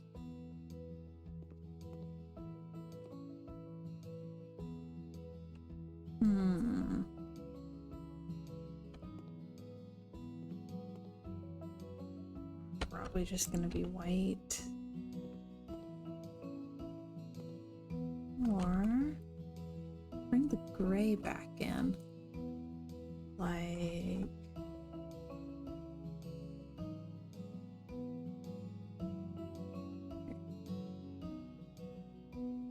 yes. Boom. So I liked the shift. Okay. Luke thought it was a completely different movie than I did. I don't have an explanation for this. Just there were multiple parts of the movie where there were things that were kind of left open to interpretation, and I interpreted them differently than he did. But these things were so fundamental that it completely changed our experiences watching the movie. So some stuff they probably should have clarified a little more.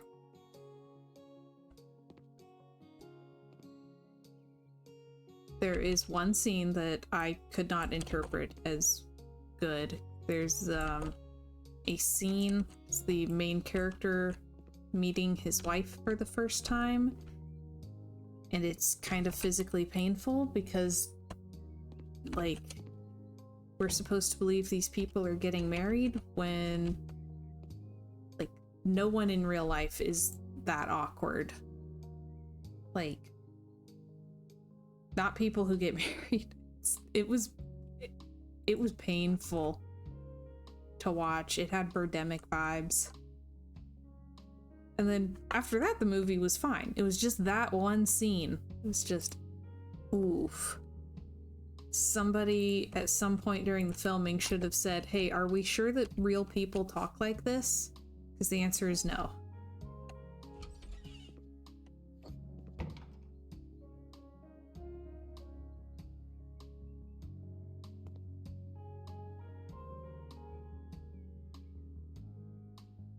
Other than that, though, I liked it. I thought it was cool.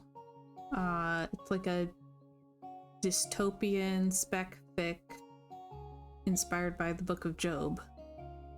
So, creative concept.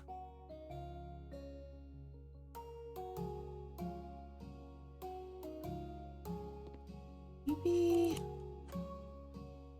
something sleeker.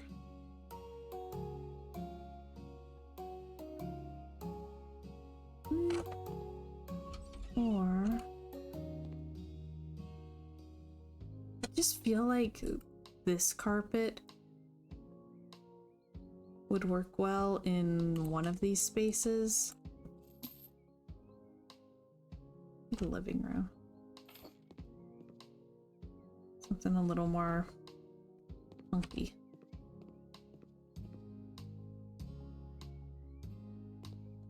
We'll see.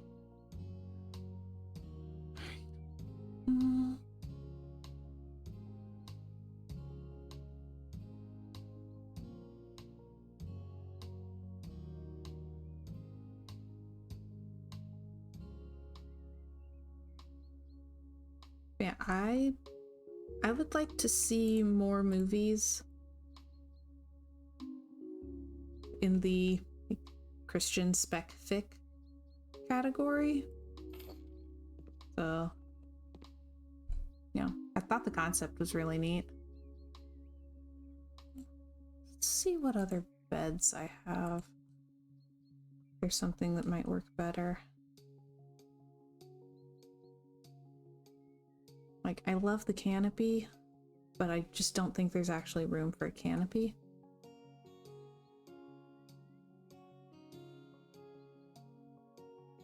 If I had curtains that I could put on the wall behind it, then I'd be very happy, but I don't.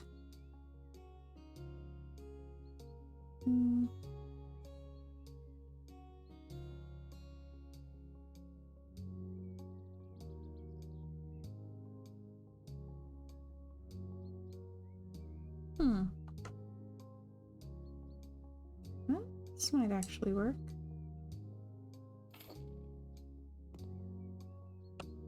That's cool. Scoot it just the tiniest bit.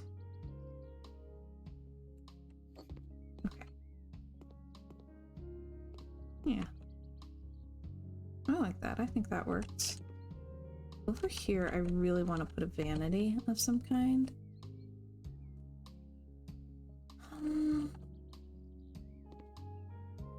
I might do... You know what might work? Let's see. Our furniture, bathroom, hanging.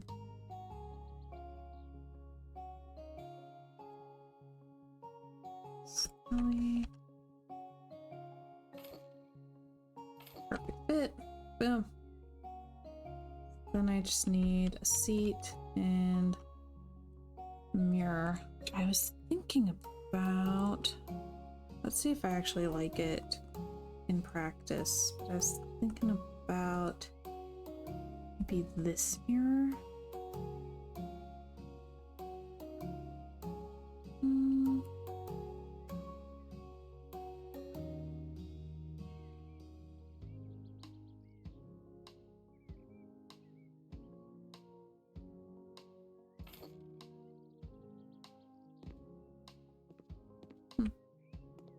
Okay.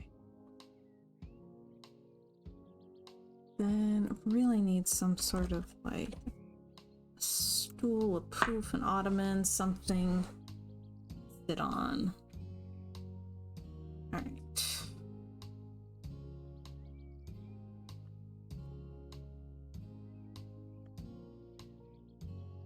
This one might work.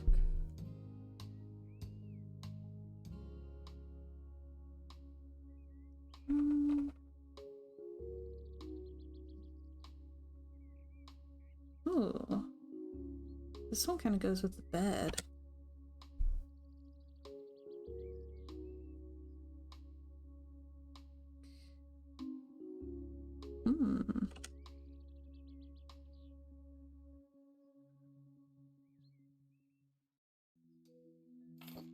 Okay.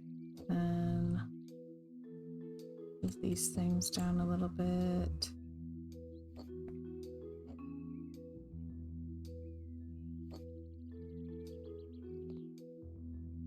There we go.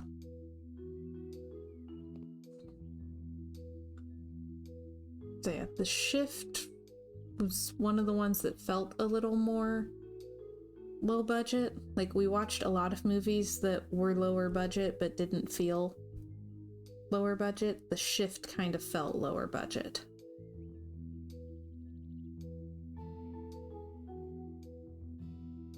Luke says, great performance from shoot. Who's the actor who plays the villain? Neil McDonough. Yes. Oh my gosh, he was so good. Like, having been a Supernatural fan back when Supernatural had all of the super fans, I really thought that Mark Pellegrino would forever be my favorite actor playing the devil. Neil McDonough's in the running. Was not the takeaway I was expecting to have from the movie.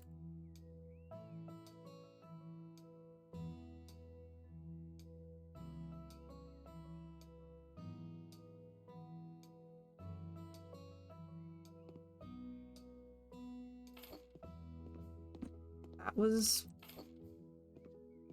just shockingly good.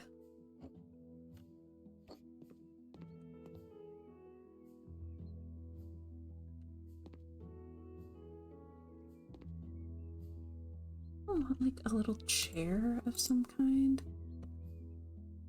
This one's not really small, but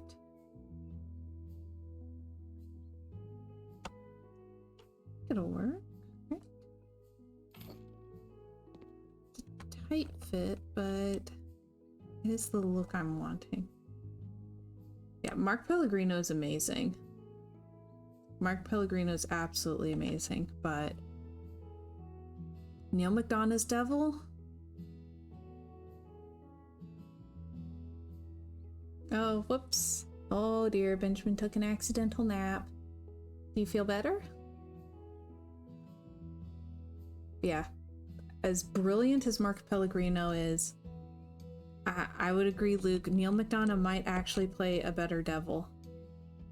There's a little more weight to his, I think. Like,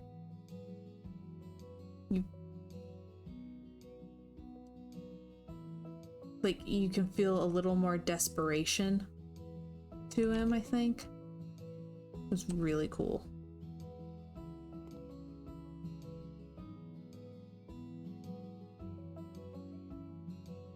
Right. Oops. I'm gonna do the Celestials. Yeah. Or do I want to keep going with these? I used this one in the other room and I really liked it. Ooh.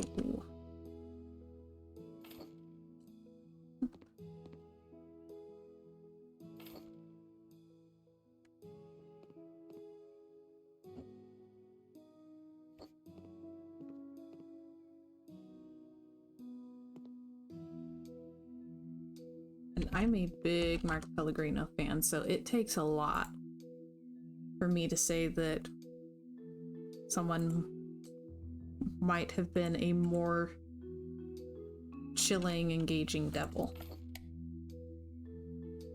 Luke says he was very unsettling without overdoing it. Yes. Very creepy. Highly, highly enjoyed.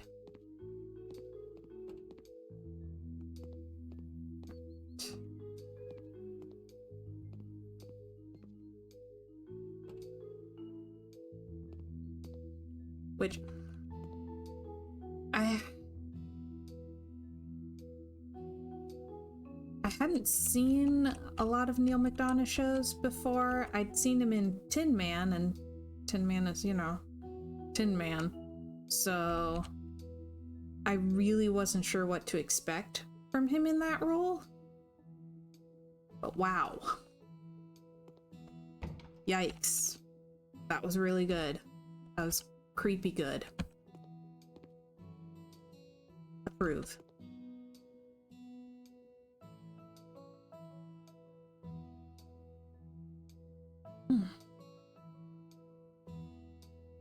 We're getting through it.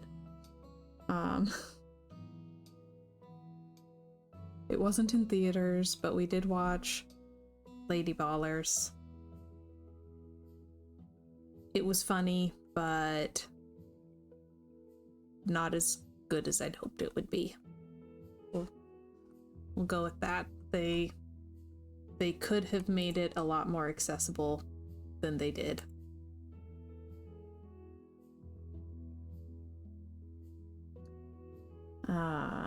The Boy and the Heron, speaking of movies being inaccessible, I didn't get it. Luke describes Lady Ballers as hilarious but a little preachy. Yes. Just interesting because it wasn't one of the more religious movies that we watched, but it was definitely one of the preachier, maybe the preachiest movie that we watched. So, ooh, Benjamin recommends The Devil in Constantine. The movie? Yeah, I haven't seen the movie yet. I watched the TV show and loved it. but I haven't watched the movie yet, and I need to. Actually, I'd like to do that here soon.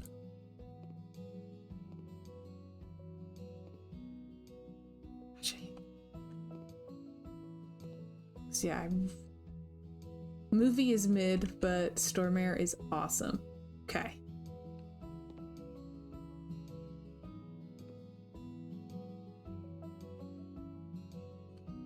Yeah, I loved the Constantine TV show, but need to watch the Constantine movie.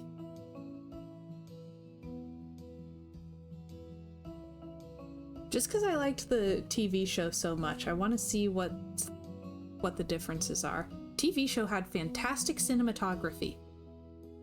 Like, that really stood out to me. I love it when a TV show has artistic cinematography rather than just functional cinematography.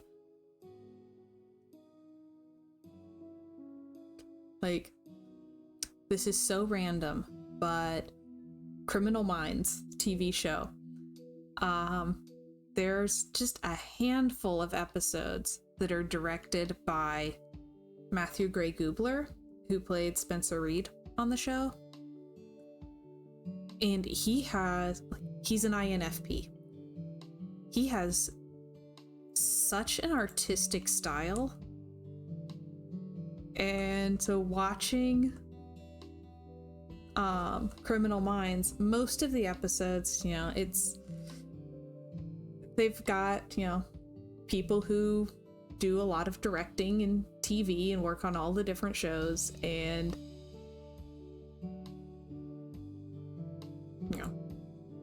the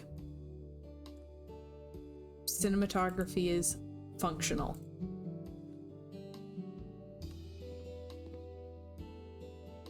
And then watching the show, going along, minding my own business, and all of a sudden this one episode, I was like, oh, dadgum, that is like, that's not just functional, that's art. This is amazing. This is definitely directed by somebody different or something. Like, there is someone different working on this, and I looked it up, and like the only person working on it who was different was, oh hey, it was directed by Matthew Gray Gubler. And so going along and watching the show from that point on, every so often there would be an episode, and I was binging them. I didn't even see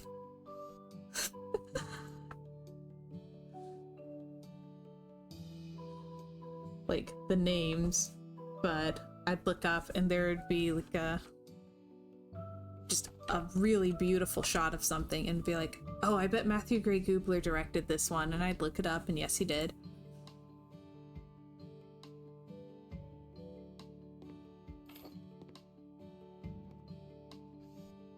I love it when they can elevate the cinematography, and you just don't see it all that much in TV.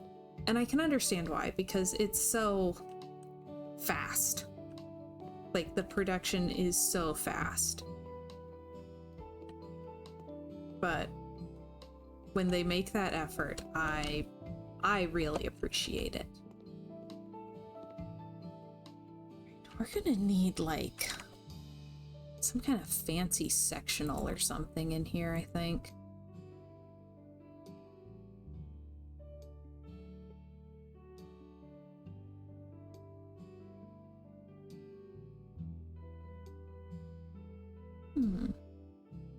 That's fun.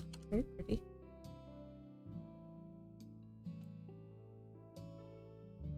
Interesting, but not exactly the style I'm going for. But yeah, the Constantine TV show. I will warn that it ends on an absolutely cruel cliffhanger. Like, I'm still mad. And that was one that was 100% the network being cruel. Like, the network dragged it out so long. The showrunner, I think it was, actually would like share on social media when he would hear back from them regarding whether the show got renewed or not. And they dragged it out with him for months and months, like almost a year, before finally being like, no, you're canceled. You're not getting another season. Like, they would not just commit to it, and that ticked me off. So, the awful cliffhanger that it ends on, 100% I am blaming the network.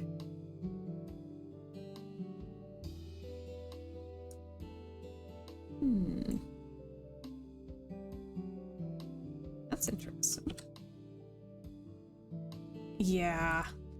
Like, the fact that they wouldn't just tell him if he still had a show or not. Like, ooh.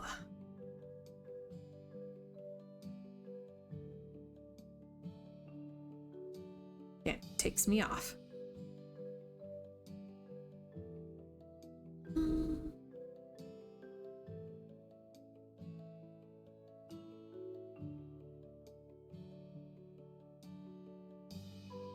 I might do like actual full-blown sectional in here.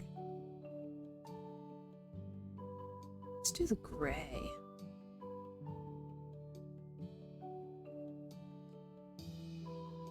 Oh, yikes. Are there any decent colors for the pillows?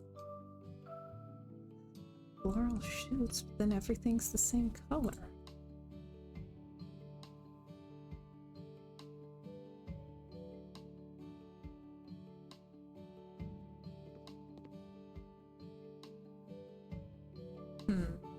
About that one.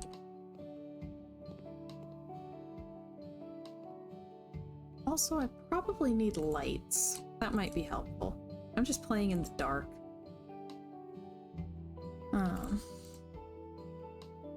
But yeah, Constantine TV show. Really good cinematography and phenomenal special effects makeup.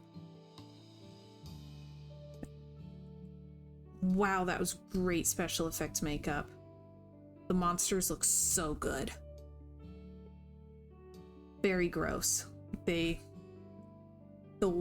way that their makeup person paints veins on things, fantastic.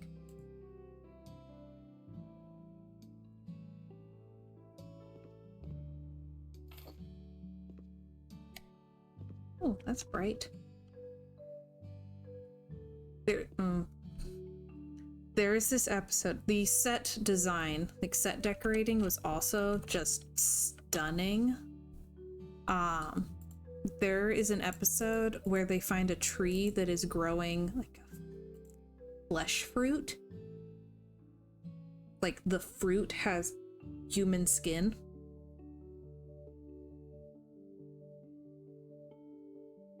The way that they painted the fruit with like veins and everything, oh my gosh, it looked so real. It was so nasty. Highly recommend. It was great.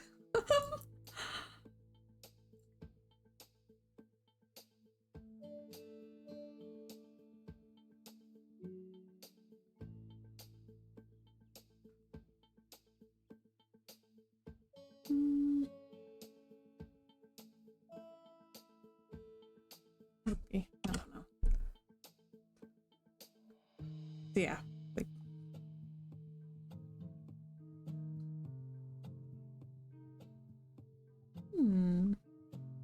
I like this one. That's good.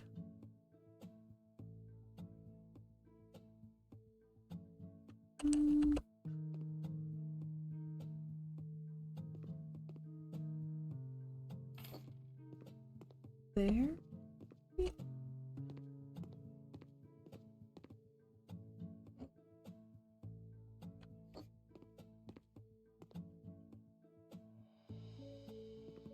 See, that way there's open space in front of the fireplace where they can stand to have conversations.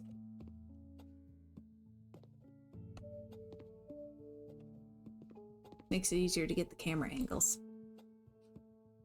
Yeah, so that was great. Yeah, Boy and the Heron. I hear that if you know all of the things about like the history of the studio and basically the biography of the filmmaker and the studio's founders, then it has like deep metaphorical meaning or something. But going in as someone who's just there to watch a movie, it did not movie. Like it might biography in a metaphorical way. I don't know, but I do know that it did not movie.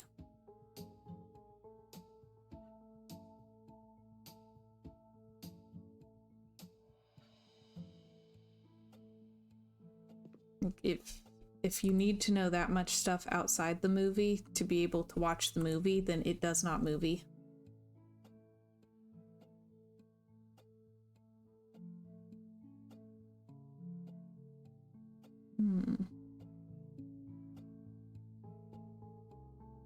Boy and the Heron very much felt like it was several different movies and couldn't decide which one to end as.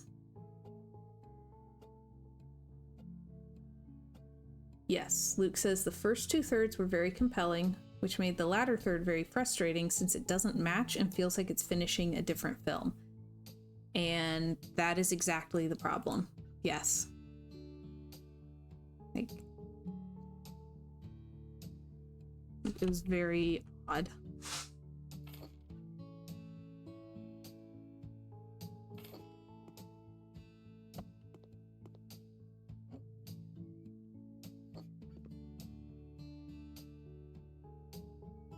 Very confusing. Again, first 2/3 or so were good. They were very different from each other, but they were very good. You know, wasn't different in a bad way, per se. Kept waiting for them to tie them together more. And then instead of tying it together, it got weirder. So, yeah.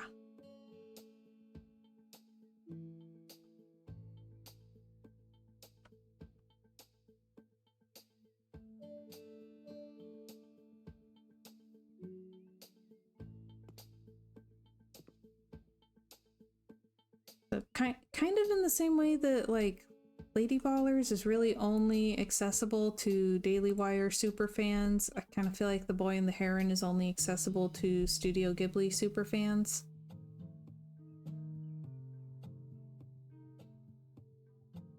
So both frustrating in oddly similar ways. Oh, this thing's promising. It comes in pink.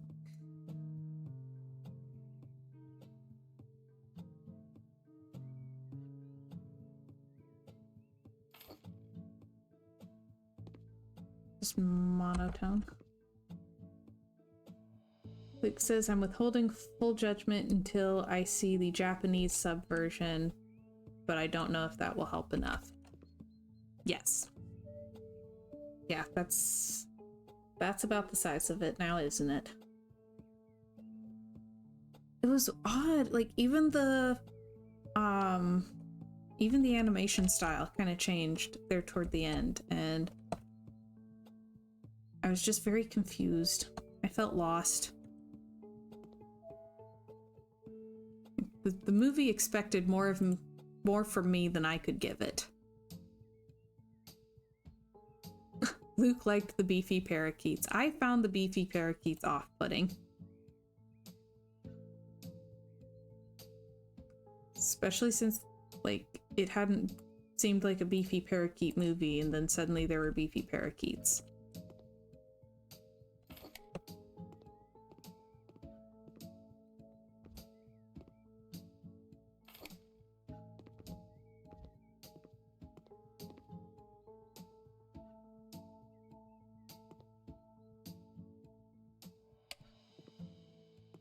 There we go. That's cozier.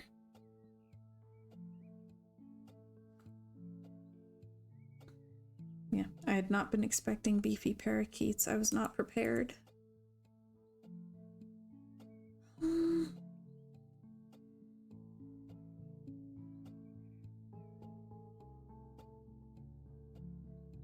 And the last movie that we watched in theaters for the year was Godzilla Minus One. Phenomenal. Godzilla Minus One was absolutely amazing.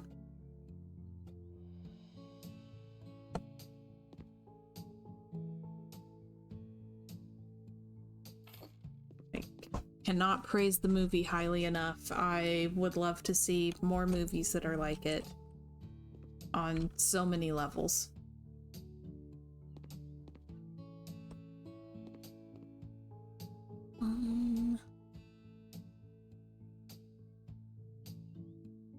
Last and Best, excellent movie. Yes. Gosh, that was good. I need to look up a lot more like vintage glam style things before I can finish this build. Like, I don't know about it yet.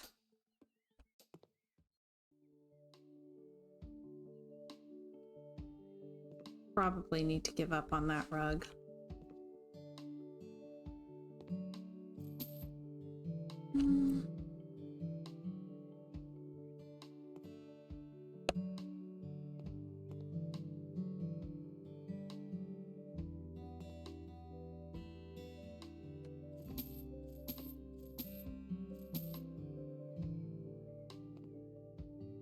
Alright.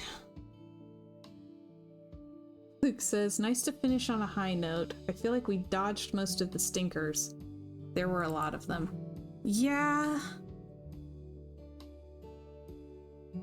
Yeah, like it feels like we went to so few movies, but I don't know that I saw many trailers or anything that I'm still like, oh, we gotta catch up on this one. We should really make sure that we still watch this movie soon.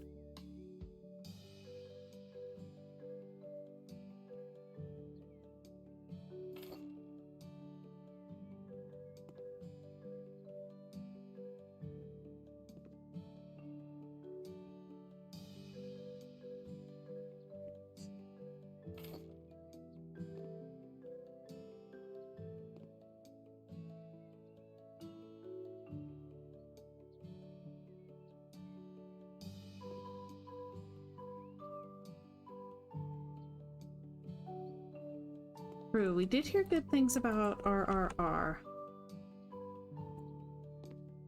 But I feel like the last few years we've had a list at the end of the year of like, here's the movies that we missed and still want to see. And I don't know that I really have a list this year.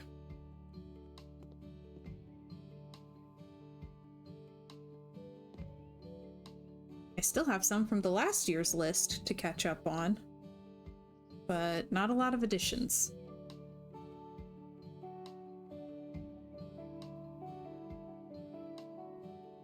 I think I might need to give up on that rug. I just don't think I'm going to be able to get the black to work.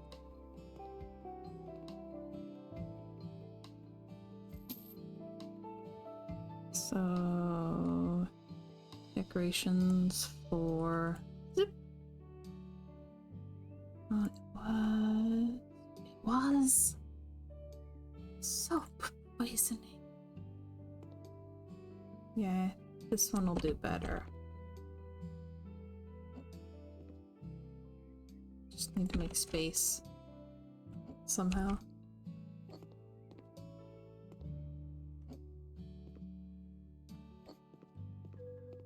I can't put it under things. Problems with using all the CC.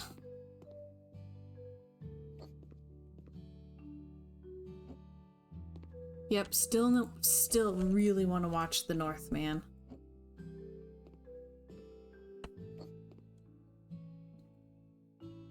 Like, that movie sounds awesome. I've heard so many good things about it. Like, so many different kinds of good things.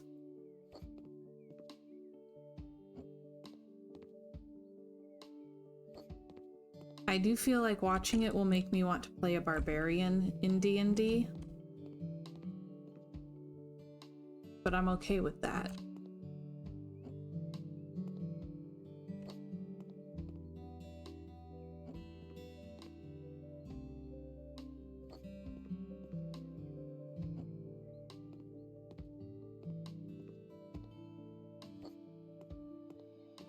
Yeah, Northman would be great. Also have... It's the King's Daughter on my list that I've been wanting to watch, and just I haven't gotten around to it yet for whatever reason. So, at some point I want to watch that too. Okay. Not sure about this thing. But I'll look up vintage glam and I'll think about it. I'm really hoping that leaving this property and coming back fixes the issue with the outlets. I would like to be able to sell the outlet that's in the shower. And I can't. So, hopefully everything will be fixed tomorrow. But I think it's about time for me to wrap things up for today. That I need to do more. I need to do a little more research on this style. We got through the full list of all the movies that we saw. And we gotta get ready for D&D. We're gonna be having people over soonish.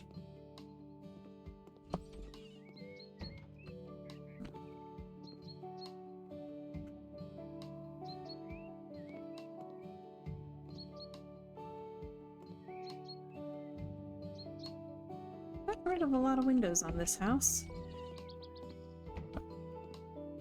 Yeah. All right. I think I'm gonna call it here. I'm running out of steam. So, let me think. Let's see. So tomorrow I'm planning to be back normal time, 3 o'clock Eastern, doing more House Flipper. Got a few to get through, so we'll work on it. I do feel like we're making really good progress. Like, I actually could, like, I could get through this game. I have almost 60 houses to go, but I can get through this game. So, I am powered by Steam, like an automaton. Yeah. Also, even though my phone is plugged in, it's about to die. I don't know. It's a whole thing. So, I'll be back tomorrow, 3 o'clock Eastern, with House Flipper, and we'll get on to more varied topics, likely, than just last year's movies. Thank y'all so much for watching. I'm so glad that you were able to spend this time with me, and I hope y'all have a wonderful rest of your evening. Bye, everybody.